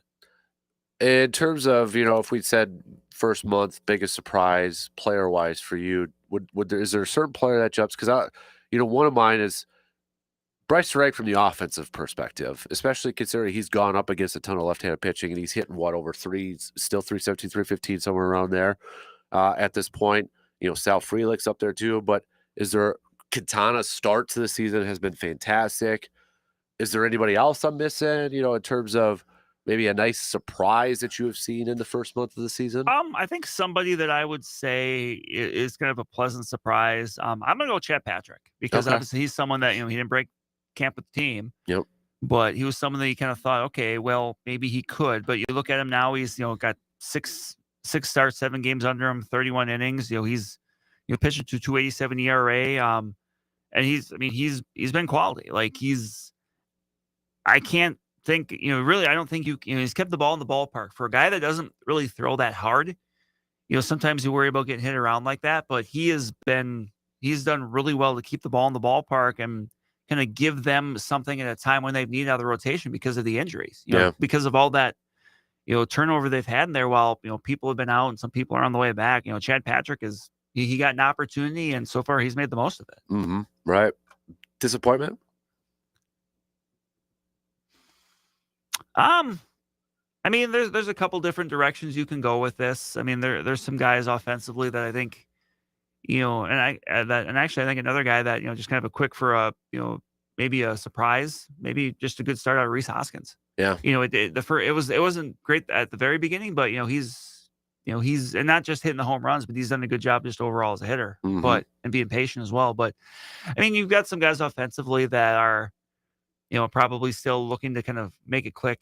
Christian Yelich obviously has been a bit kind of up and down here. He's hit some home runs, but just the consistency. And there's been some at bats where he kind of, he especially against lefties where it's looked a little rough. But yeah, again, it's early. Otherwise, just kind of looking around. Joey Ortiz was someone I had pretty high expectations. Right now, the offense so far just hasn't really been there yet. It just doesn't seem like he's really driving the ball with authority right now. Like when he's getting hits, it just almost seems like he's kind of like spraying balls around, which, you'd like to see somebody hitting with a little bit more authority. So I think those are maybe the directions I would go. Right now, Caleb Durbin has given you, something out of third base, but, that the initial plan of Oliver Dunn and Vinny Capra at third base, I think coming into the year, a lot of people said, I'm not sure that's going to work. And so far, that really hasn't worked with those two. So, yeah. That's one of those things where I think people kind of, maybe saw that coming a little bit where, now Caleb Durbin is giving you something there. It's not in the way of power, but he's, we know who he is. He's kind of like another version of Sal Frelick, where he's a guy that's, not going to hit for a ton of power, but, he's going to put the ball in play and he's going to have some speed with it. So at least you're getting something out of third base, even if it's a little bit non-conventional to what you normally will see out of a third baseman. Right. Yeah. So looking ahead to this, I guess you look at the schedule, you got the Cubbies, then you got the Astros. That's, at least they'll be home, and then Tampa, Cleveland, Minnesota, Baltimore, and such on here too. Obviously, we just talked about the defense is something that they've got to get better at. What is there another area that, offensively, is it certain people like Joey Ortiz that you were mentioning there, they got to step it up. How do you view Christian Yelich's?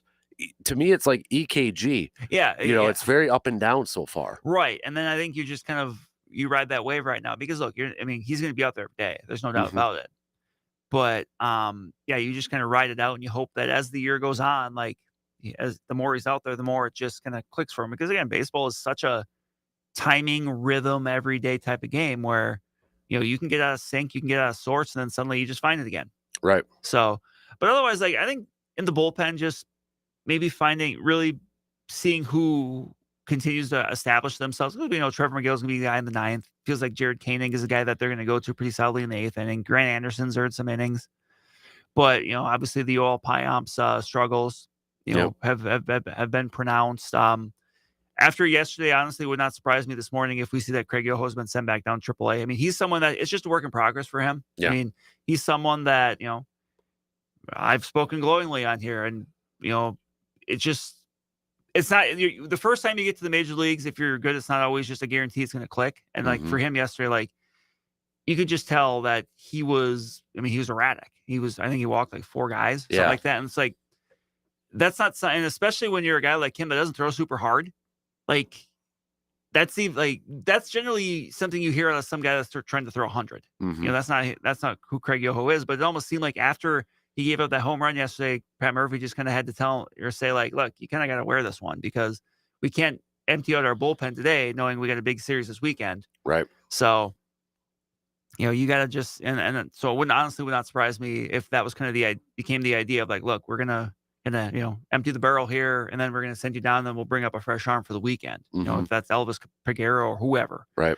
But that's kind of what I'm looking to see. Just how does the pecking order of the bullpen continue to evolve? Because I think Pat Murphy showed like if someone like a Grant Anderson, for example, kind of shows the ability to get outs, you're going to earn yourself more innings. And to add to that, could guys get pushed down into that bullpen when Brandon Woodruff comes back? Because it seems like it's close now. It sounds like it's maybe one more start. He had a really good start earlier this week with the Timber Rattlers. So, and it sounds like one more start, and then he would be about his 30-day limit that you can have for a rehab start, and then a decision needs to be made. And then the question is like, do you slot Woodruff into the rotation? Do you use him out of the bullpen? Right. Like, because they've been stretching him out. He almost hit with 6 innings his last one. Is he a multi-inning guy out of the bullpen? Because I think it's. Or do they come out of the bullpen right away just to, because he's going to be nervous. Right, and maybe just to limit the innings. Yeah. Because look, he's not going to come back and throw 180 innings. Right. So is that a way that you kind of use? That's a good question. It's going to be very interesting to see how that works. Right. Yeah. It's going to be awesome when Woodruff's back out on that mound. But kind of unrelated, but it's kind of a goofy thing that after this weekend, the Brewers just play all AL teams for a while. Houston, Tampa, Cleveland, Minnesota, Baltimore. You're right. Like they don't. Like after is that you're getting down to like Memorial Day, aren't you? Pittsburgh is Memorial Day weekend. Yeah. So after this, like you go like 3.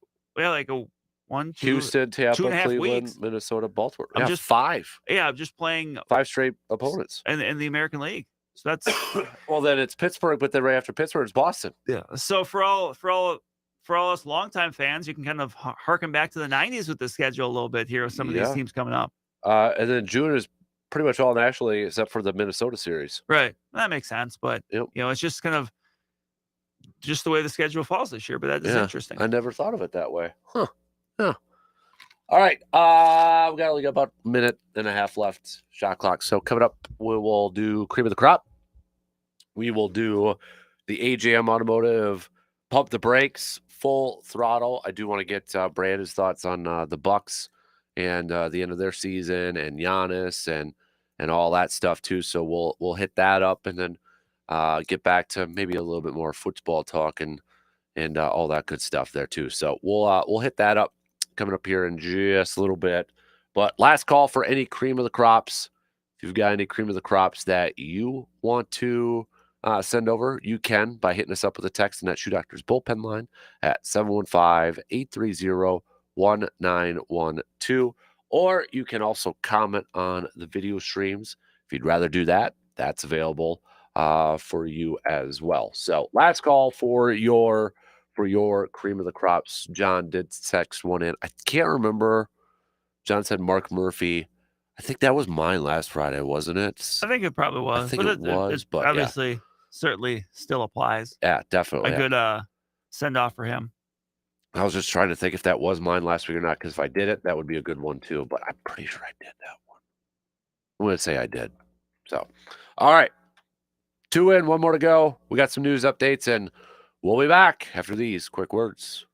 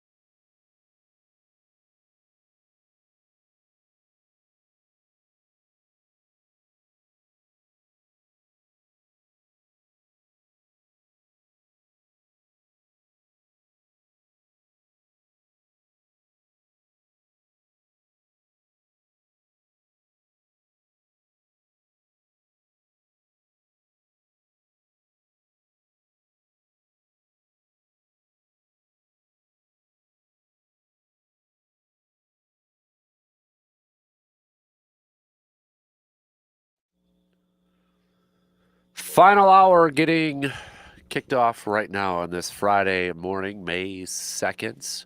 Don't forget, it is the opener of fishing tomorrow. Ooh.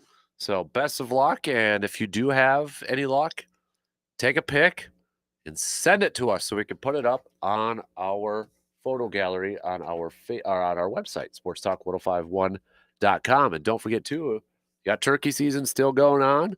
So if you've had any luck out there getting a bird, send those pics, email them to me so I can put them up on the websites as well. But you know what? Maybe if your season for turkey isn't for another couple weeks yet, and like, dude, I got to get a new shotgun, well, go visit our good friends at Tilden Gun.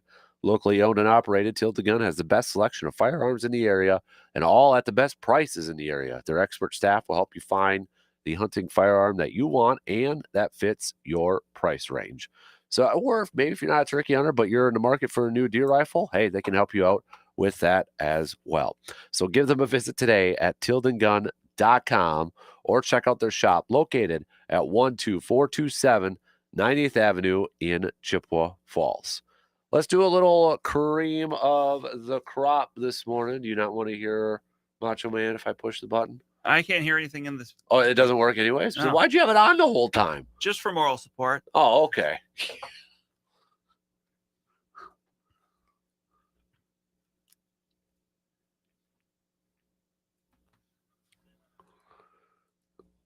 All right, Brandon, who is your pick for cream of the crop? My pick for cream of the crop is Giannis for not socking Halliburton's dad.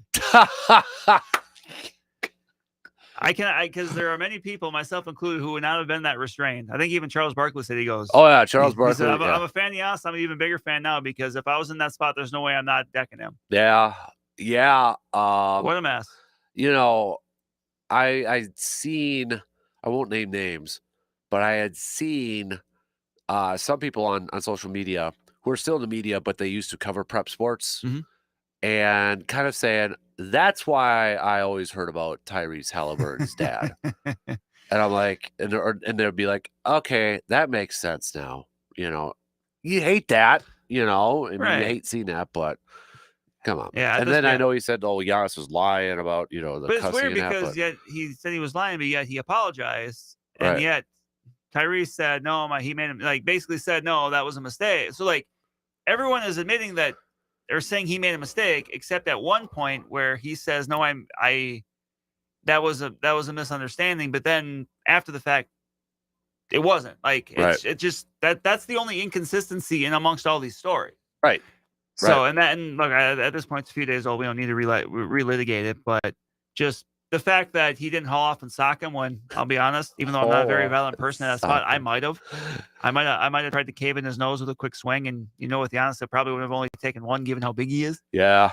But just, yeah, what a, especially an unfortunate cloud. Look, an unfortunate cloud for Indiana over which, look, that was an amazing comeback. Halliburton hits a great, shot at the end. Like, that should be the story. Yep. I mean, the story could also be that the Bucks choked that game away. However you want to frame it, but instead of talking about one or two, we're talking about three. Yep. No, I mean, we've all been there at some, not at that level, but we've all played a sport and emotions run high, and we've all been on a losing end. And I mean, I know I have where. Oh, I know I have. Yeah, where you're on a losing end, and the last thing you want to deal with is somebody mouthing off or just doing like you don't want to talk to anybody, and something will set you out. And we've all been there, not like decking anybody, but just like getting in that verbal. So at that moment too, like I probably would have been a little bit more animated than Giannis and such. So I don't know. Like, did you hear his dad's response? Like, because he was asked from WTMJ, like forehead to forehead. Did you see his response? No. It was that Giannis wanted to do that so social media couldn't read lips. Huh? Like what? Bud, just take the loss. Take the L. Like I'm imagining Giannis like towering over him and putting his forehead out. I was like, I'm doing this so social media can't read our lips. And I'm like, that just seemed weird. It's, you know what I mean? Like, I don't know. I don't know about that one. Honorable mention for the Timberwolves, though. Because now we don't have to hear so much about the Lakers. Oh, thank you, Minnesota. Well, you stole mine because I was going to go Timberwolves. Wow. So, I mean, because I had said it days lead up to it. If the Timberwolves do this, the storyline's not going to be the Timberwolves knocked out the Lakers. It's going to be, how did the Lakers lose? What happened to the Lakers? I'll tell you what happened to the Lakers. Ant-Man, Rudy Gobert. They got beat. They got beat by the Lakers. So I don't have a problem rooting for the Timberwolves. Nope. I'm Wisconsin through and through. Last night, though, I could not be a Wild. This is the reason why I can't be a Wild fan. Like, I'm not a fan of the Timberwolves. I can root for the Timberwolves. Yeah. But people always chuckled at the reason, like, and rolled their eyes why I said I can't be a Wild fan. Like, because there's no Wisconsin. They're like, why don't you just be a Wild fan? Because what happens when somebody from the Vikings or, like that is like pumping the crowd up? What happened last night at the Wild game? Kevin O'Connell's there pumping the crowd up, which questionable because I thought they wanted to win a playoff game. Oh. That was the most embarrassing thing I've seen since Aaron Rodgers tried to chug a beer at a Bucs game. At least David Bakhtiari saved it after that. Twice. He sure did. Twice. He sure did. So, but that's why that was the example. Like, hey, this is why if I'm a Wild fan, I'm at that game. You think I'm sitting there like, yeah, Kevin? No. Well, I mean, haven't the Wild lost like 8 straight first-round games or something? So, like, it's not like Minnesota tradition. Unlike any other. T-Will's breaking it, though. They are. So, I don't have a problem with like, I'm not a fan of Timberwolves, but rooting for the Timberwolves, and especially when they knock out the Lakers. Right. And I like Ant-Man. I did appreciate afterwards. Did you see the clip of him? Because have you seen the viral clips of like Shannon Sharp? Like, blah. I can't even say one, but it always ends at Lakers in 5. Oh. So Anthony Edwards is like, Ant-Man, Batman, Superman, Lakers in 5. I'm like, okay, yep. So yeah, mine was actually the Timberwolves. So well played. Should we do a little pump the brakes or full throttle while we got you here for about 15 minutes or so? Pump the brakes, full throttle, brought to you by AJM Automotive in Eau Claire, located right on Brackett Avenue. Pump the brakes, full throttle. Now's the time the Bucks should trade Giannis. I'm gonna pump the brakes. Like, now is this coming from a fan or 100%? Like, this is one of those where I tend to try to be analytical with stuff like this, but this one's just tougher for me. Even though maybe if you want to try to just kind of start the rebuild or whatever, but it's just so tough for me to at this moment, especially if he's not forcing his way out, which we've seen no implication he is. Like, it's tough for me to just push that button, even though maybe that button should be pushed. Right. It's just so tough for me to do that with him. Right.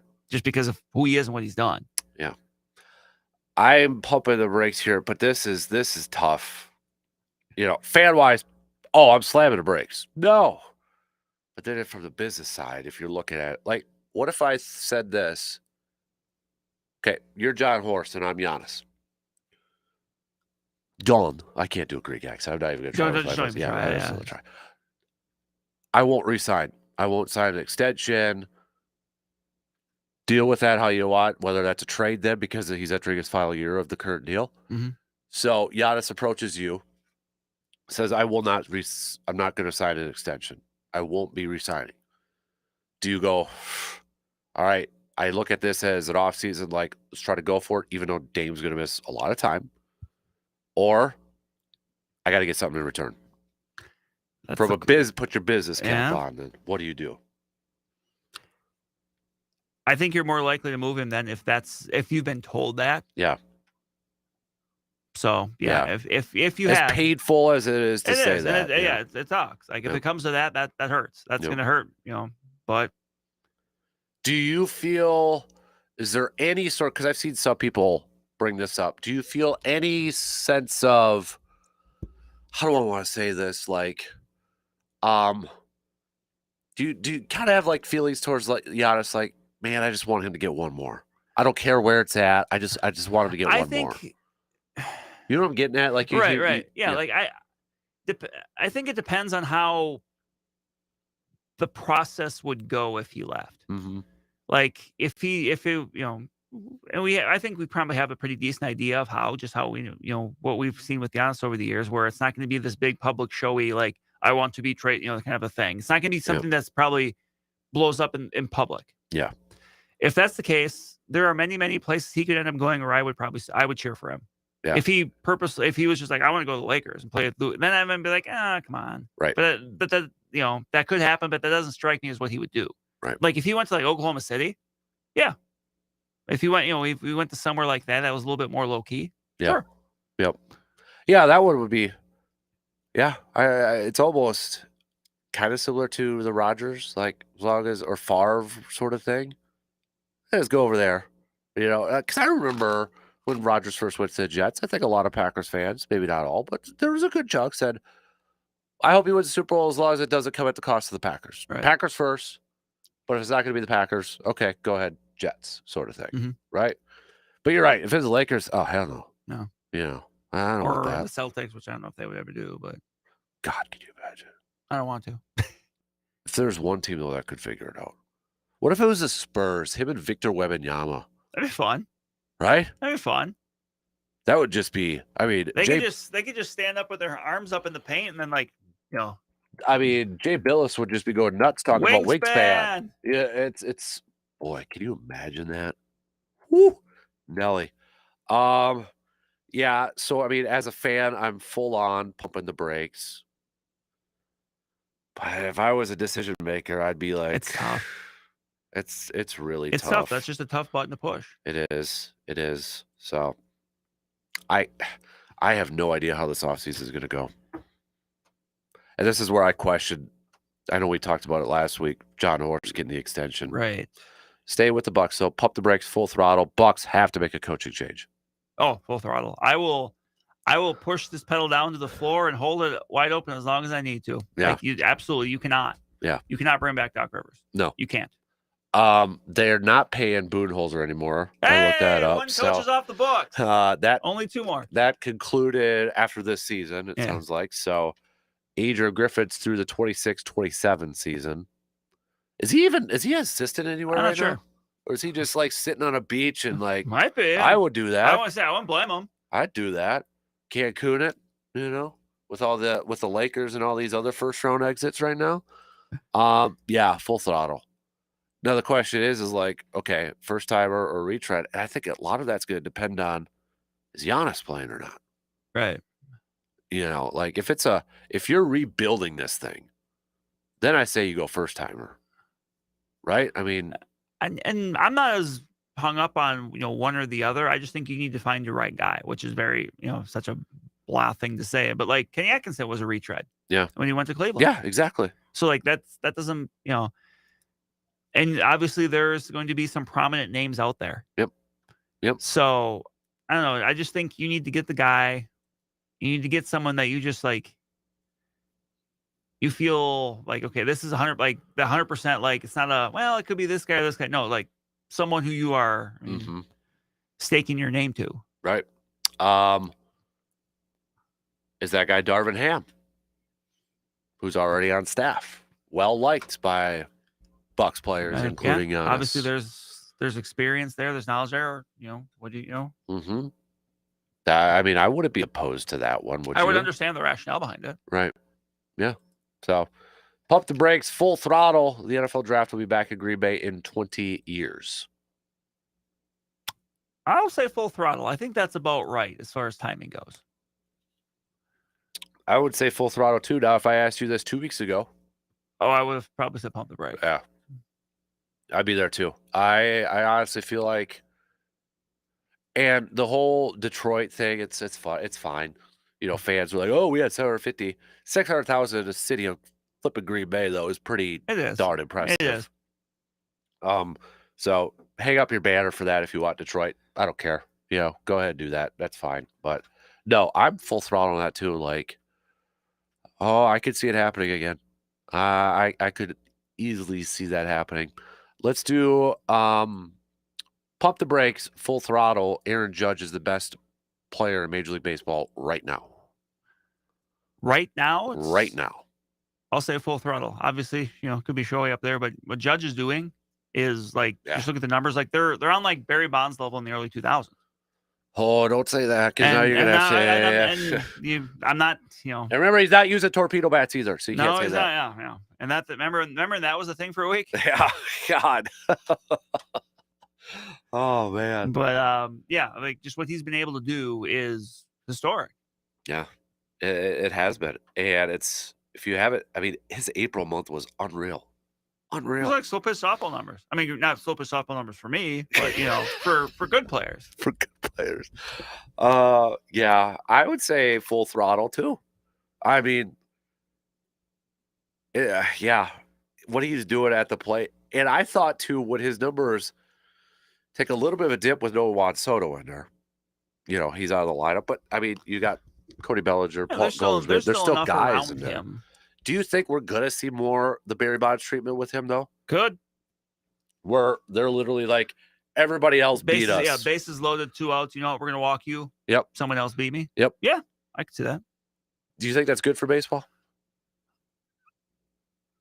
I mean, I don't know if it's good or bad. It's just kind of a side product. Like when you get to be that good, that's just something that happens. Right. Yeah, I think I would agree with that because I know some people are like, oh, that's just they got to change that where they don't allow that. I'm like, well, you can. Yeah, it come back to bite you. It actually can work out. You're still giving up a run, right? I mean, you're still doing that. So, all right, that's what I got for Pump the Brakes, Full Throttle, AJM Automotive. Before I let you go, because we got a few minutes here with the Bucks, though. No, Brooke Lopez comes off the books, right? Mm-hmm. I don't think you bring him back. No, I don't think so either. The Kyle Kuzma thing, I don't know what you do with that one either. It doesn't work. Like, I think he's on the books for another year. I think. Yeah. Like, if you can just find a swap somewhere, you try. Like, it didn't work. Yeah, it didn't work. I'm really upset that they didn't give Gary Trent Jr. more opportunities down the stretch. I hope they're able to bring maybe him back. Right. But again, the Dame thing, it just throws a wrench in this whole thing. And that's the thing. Like, if Dame was coming back, full strength next year, you could just be like, okay, well, you kind of retool around, but like you would feel like, okay, you can do it. Yeah. Now it's just like it's just such like a black cloud hanging over your head, just like, ooh. Yeah. No matter what you do, it's like you're going to be down that, to start the year, and then you don't know when. I know, and it just I don't know how to. I don't know. It's frustrating because it's good. I don't envy the Bucks what they have to do this offseason. Mm-hmm. And honestly, I feel like a lot of decisions are not going to be met with 100% praise and all that. But do you feel like the Doc Rivers thing is going to be he's fired, retired, reassigned? Maybe maybe do they allow him to step down? Kind of that, hey, save face. Yeah, we'll let you step away, but we're asking you to move on, basically, kind of a thing. Yeah, that's what I was wondering. That's kind of the way and remember, Doc Rivers, Marquette guy, like Marquette legend, like So there is some. As long as you get to you reach the conclusion of Doc Rivers being done, like I don't, it doesn't bother me if you do it that way. If you want to kind of maybe help him save a little face with that too, like that doesn't bother me. Right. So I don't know. It's going to be a very, very, very interesting offseason. That's for sure. So, all right, we gotta let you go. Unfortunately, you got to go do your job. I gotta go work. Golly, guy's got to go do his job. So, all right. Well, we appreciate it, man. So we'll take a quick break. I'll try to do it solo for the final half hour. We'll be back with more without Brandon.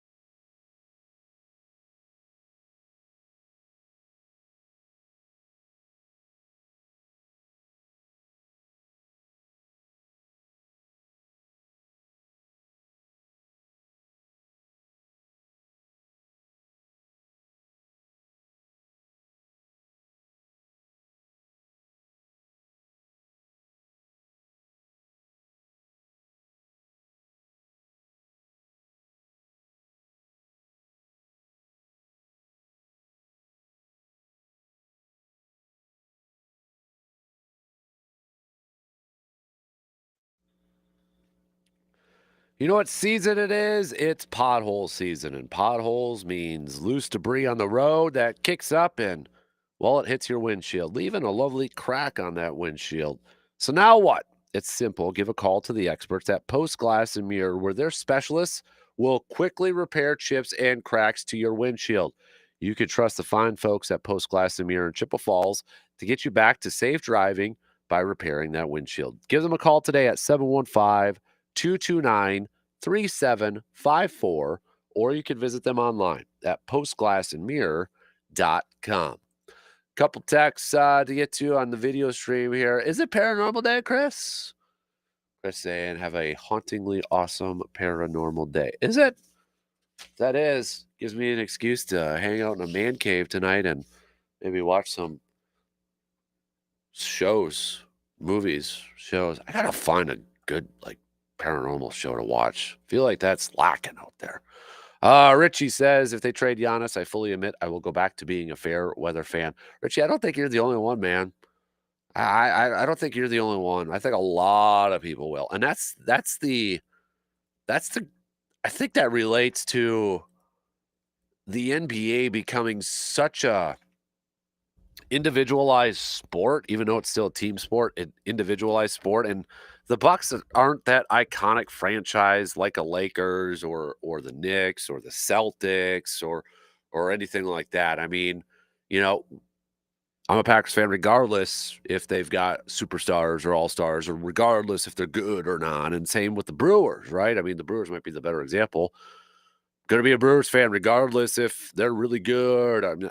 Like a following along, not a quote unquote fair weather fan. Bucks, I think it's that combination of it's such an individualized sport, but also I think they keep saying NBA ratings are up and up and up, and I get that, I understand it, and I'm not faulting that, but I think it's also it's such a superstar driven league, and I honestly feel like you wouldn't be the only one, Richie. I think there's going to be a lot more. I think there's still some apprehend there's still, even with Giannis under, there's not a ton of people who follow basketball. They just don't like the style of the game, right? I mean, they don't, and I get it. I understand that it frustrates me to my core, and I just don't like the state of the NBA right now.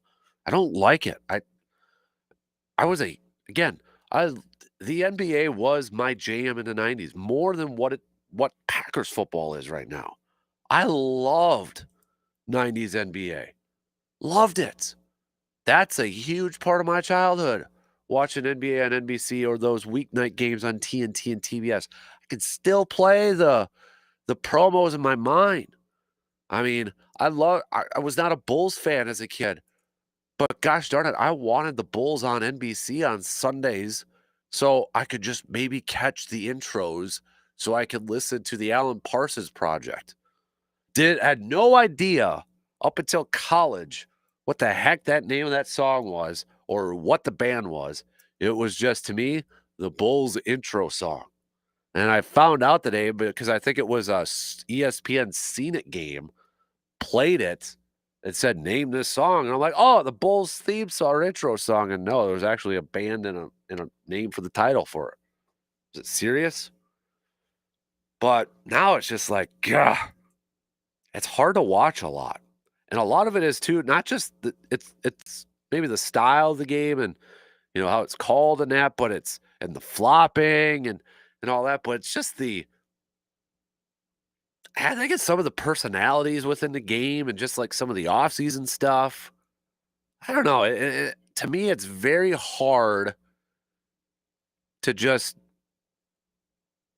follow and it's hard a lot of times to just be a diehard fan and follow it, and kind of like what we do with the Brewers or a Packers sense, if that makes does that make sense?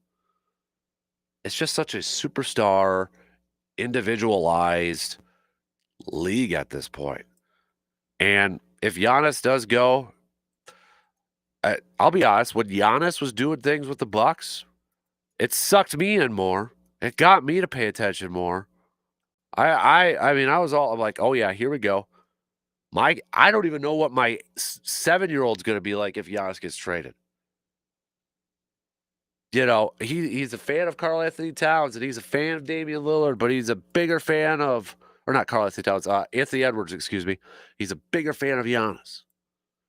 And if Giannis gets traded, I don't even want to know what that's going to do to my 7-year-old. I mean, he was pissed when they traded Drew Holiday. He was upset when they traded Middleton. If Giannis goes, oh, Lord. It's going to be rough. It's going to be rough. Chris, you know any good shows I could watch on Paranormal Day? Got any good suggestions? Or any good documentaries? I'm in a documentary mood, too. Let's catch up on a couple more texts. Here this morning, we've got Sam, not Surveyor Sam, Sam a little bit, that where did it go? I gotta scroll through some of this. Oh yeah, Sam says I would love to see Jair. Yeah, we were talking about Jair Alexander a little bit earlier. Would love to see Jair Alexander back. I think this actually takes the team up another level towards that legit Super Bowl contender. Dave says I would welcome Jair back, hoping that Green Bay and Jair can work out their differences, and he's back for this season. Mark says, agree with you. Shout out to Goody for not caving to Jair right away and just either releasing him or trading him for pennies on the dollar. He has stood his ground, and maybe now Jair actually will be back with the Packers. Talked about it in the first hour, but yeah, I give credit to Goody. Now, Goody did this with Rodgers, too. Now, I know it's a little bit different with Rodgers and, Jair Alexander, but, Goody didn't cave into Aaron Rodgers. He stood his ground. He dug in and said, you're going to play football? You're going to play football with the Green Bay Packers. And that's it. He drafted Jordan Love. And he had Jordan Love. I think a lot of other GMs would have been like, all right, fine. And kind of caved and moved on. Goody stood his ground. And Aaron came back and say what you want after that, but he stood his ground. And then the whole Jair thing. I honestly feel like a lot of, maybe not everybody, maybe not every team or every general manager, but you go back to this calendar of events, this timeline, the day after they lose that playoff game and they're cleaning out their lockers. And you have the media in there and they tried talking to Jair, and Jair's like, I'm not talking because I have nothing good to say. I'm probably not going to be on the team anyways next year. Say, all right, here we go. Now it's coming. And then you listen to Goody and how he talked. It's kind of very robotic, right? Very on script. And it just kind of gave you the impression like, yeah, they're going to move on from him. He's gone. Even up to last week, he's gone. And then you hear Rob Demoski's report saying everything's now on the table, including potential return. You hear Albert Breer, he thinks, if he were to guess right now, that Jair's back, maybe on a restructured incentive-heavy contract. So, I mean, credit to Goody for saying, hey, I'm not just going to release him. We're looking to move him. We're open to moving him, I should say. But we're not just going to release him and not try to get anything for him. I'm not going to trade him for pick number 242 or a late 7th round pick. That's not, he's got more value to that. And even though he wants out and maybe we're looking to move on from him too, I want to get what I feel like is the best deal possible. And obviously, he hasn't gotten that yet. Maybe he will, and maybe they'll still trade him. Maybe they'll still move on from him. But a credit to Goody for not caving or just like saying, all right, let's just move on, and that way we're not talking about it. That way it's not a news thing, and I don't have to answer questions about it from the media and do all this sort of stuff. Shout out to Goody for that. Because now we're in a situation where it's like, oh, wow, maybe Jair's actually going to be back. If Jair's back, that's a good thing for the team in terms of talent, especially at a position that, yes, they signed Hobbs in the offseason, but they probably still could use some more depth at. So I tip my cap to Goody for how he's handled this, for not just caving. Because, and I think fans, especially the fans who have over the years been frustrated from players who don't honor contracts. There's a lot of you out there. You know, you have the holdouts or those guys griping about contracts, and it's always been like, honor the contract. You signed it, honor the contract. And I think fans should appreciate this from Goody. If you are on that side where players should honor contracts, Goody is like saying, hey, I don't have to trade you. There's nothing out there saying I don't have to trade you. I don't have to release you. There's nothing out there saying I don't have to do that.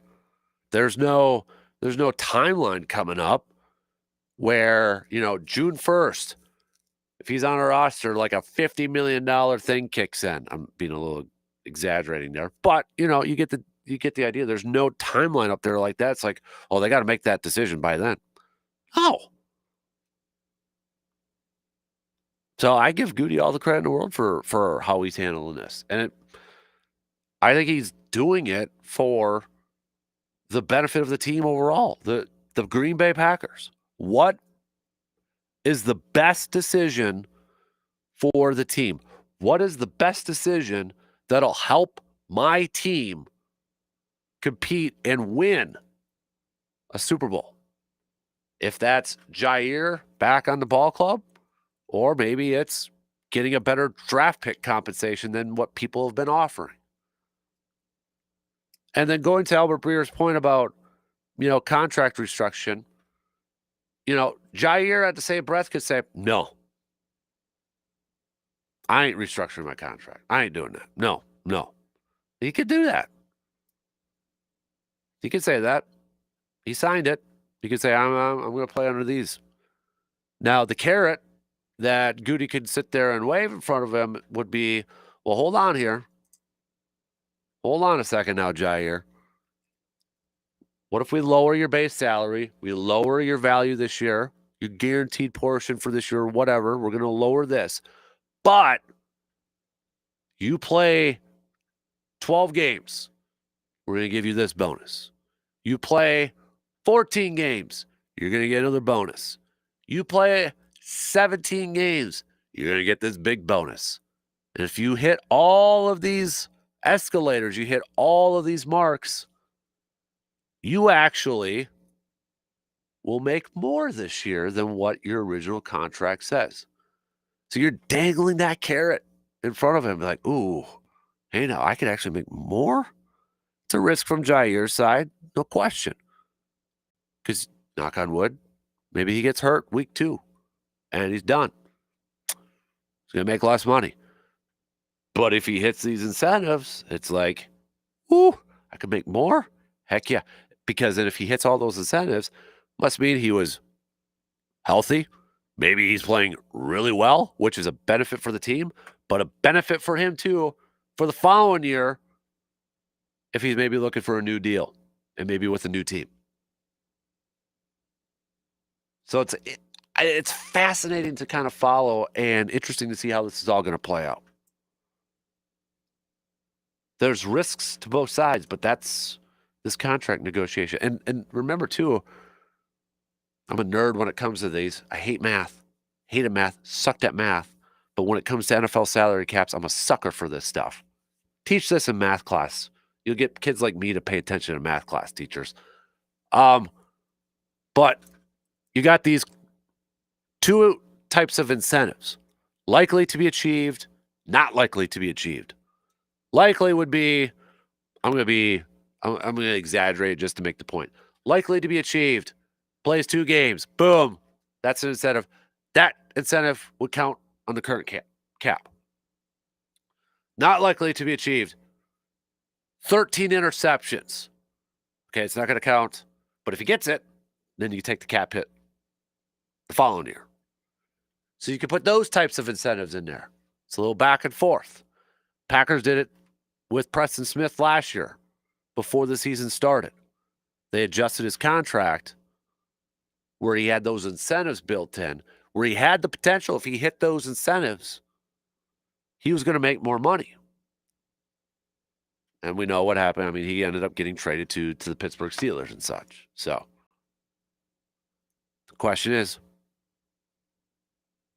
will Jair be open to that incentive thing? Or does he want the more for sure thing, which is the current contract? Wait and see. All right, we got to take a quick break. We'll be back with some picks to wrap up this Friday hour after these few words.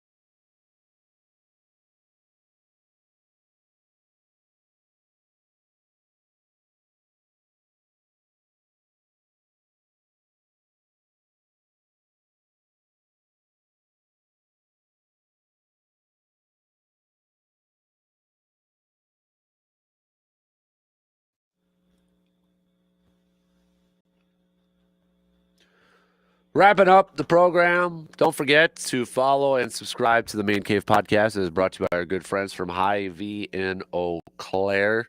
You can find that wherever you get your podcasts, Apple, Spotify, YouTube.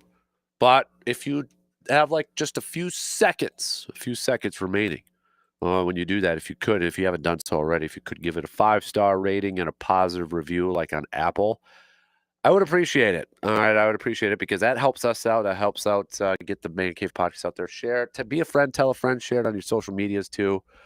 Send a letter to your grandparents. Be like, hey, Nana and Papa, check this out. Follow and subscribe to it. Do whatever you got to do. All right. Then I'll be your best friend for that. Tim from the Cooley region says, maybe you already discussed this, but doesn't it seem like the main sports media is pushing for the Giannis trade?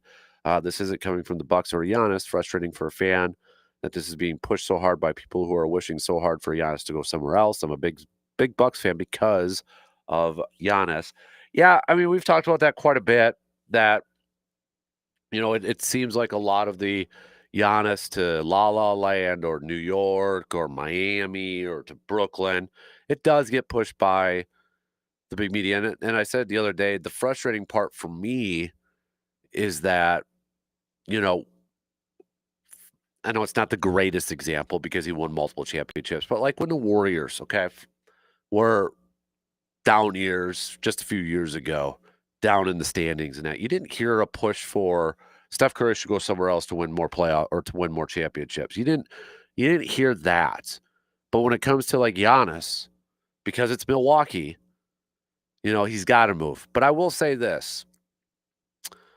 The reason it's being brought up, it's not just from main media people out there either, or main national media. It is becoming a little bit more in-state, local. And a big reason of that is because, well, one, you're looking at Giannis and his contract situation.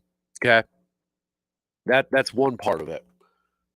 Because he there's a potential that he could get out of it earlier. There is a player option deadline coming up in a couple of years, but there's that talk. There's this talk about, they don't have any trade assets. There's nothing there. I mean, there's nothing to really build upon. So do you trade him and try to get younger? Do you try to get draft picks? That sort of stuff. So it's being talked about a little bit more because of the fact that, okay, he's still 30. And if you're going to make that move, do you try to make the move so you get better assets in return, better compensation in return? And, we had that 715 Speaks poll question out a couple days ago and said, okay, what do you do with Giannis? And 66% said still go for it for one more year with him. But that's 66%. That's not 80%. That's not 90%. That's 66%. Said still go for it one more year. I want Giannis around. I want him to play his whole dang career with the Milwaukee Bucks. I want it. It's just, I think for me, the frustrating part is that's not the NBA anymore. I don't think you're going to see, Steph Curry might be the last one that spends his whole career with one team, one of the great all-time greats that spends his whole career with one team. Gone are the days of Kobe, Duncan. Some of those, Malone didn't even do that. He tried to get one with the Lakers. Ewing didn't even do that too. He tried to tag team with the Supersonics in Orlando, for crying out loud. I don't know. I don't know what to expect anymore. I guess I wouldn't be surprised either way. Let's do some really quick, some picks to wrap up the weekend. We got Brewers and, well, first of all, my Kentucky Derby pick. I know I'm not going to get it right. Don't take this with a bank. I'm just picking it based off names because I don't know anything about horse racing. Flying Mohawk is a pretty darn cool name, so I'm going Flying Mohawk in this one. So that's my Kentucky Derby pick. Let's do, before we get to some baseball ones, let's do a couple of NBA playoff games and Stanley Cup playoff games and such. So NBA playoff schedule. We've got tonight, Houston at Golden State. Golden State leads the series 3-2. I am going to pick Golden State. I picked them to win this series, so I'm going to pick it that they win this one. Saturday, Game 7, Clippers at the Nuggets. I'm going to go with Denver. Sunday, we'll have Indiana taking on Cleveland in Cleveland. I am going to go with the Cavaliers. Golden State and Houston would play on Sunday if Game 7 is necessary, but I don't think it's necessary. Stanley Cup, we've got the Jets taking on the Blues tonight. Game 6, Winnipeg leads this series. I think we go 7. I'm going to go with the Blues, picking up the win tonight. Tomorrow, Game 7 between Colorado and Dallas. Come on, baby. I'm going to go with the Avalanche, picking up the Game 7 win on Saturday. And then, if it's necessary, Game 7, which I picked it, we're going to get another Game 7. Stanley Cup Sunday, Blues, Jets. I'll roll with the Jets in that one. And then some baseball picks. We're just going to do like series picks here instead of individual games because, well, time's running out and we don't have to go through Friday, Saturday, and Sunday games with everything on the docket here. So before we get to, there's a lot. Washington, the Reds, I'll go Reds. Padres, Pirates, I'll go Padres. Diamondbacks, Phillies, I'll go Phillies. Royals, Baltimore, I'm going to go Royals. Rays, Yankees, give me the Yankees. Guardians, Blue Jays. I'm going to go Blue Jays. Athletics, Dolphins. Or Dolphins. Wow. I saw Miami and just instantly went to football. Athletics, Marlins. I'll go Marlins. Dodgers, Braves. At Atlanta, I'll go Dodgers. Astros, White Sox, Astros. Mariners, Rangers. That's a good one. I'm going to go Rangers in this one. How about that? Mets, Cardinals, Mets. Tigers, Angels, Tigers. Rockies, Giants, Giants. Twins, Red Sox, Red Sox. Brewers, Cubs. I'm going to go Brewers. 2 out of 3, baby. I think they lose tonight, but I think they win with Quintana, and they win with Freddie Peralta. That's what I'm going to stick with. That's what I'm going to roll with. That's what I'm going to roll with. All right. Did it with 30 seconds to spare. 30 seconds to spare. DP Dance, they're going to be up next. Again, best of luck if anybody's heading out to the waters for opener, for the fishing opener.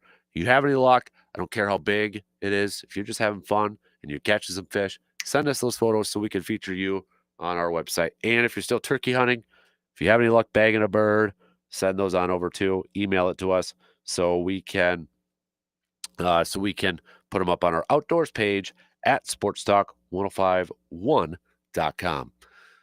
Have a fantastic weekend. Monday morning, same place, same time. We'll be back 6 a.m. Talk to you then.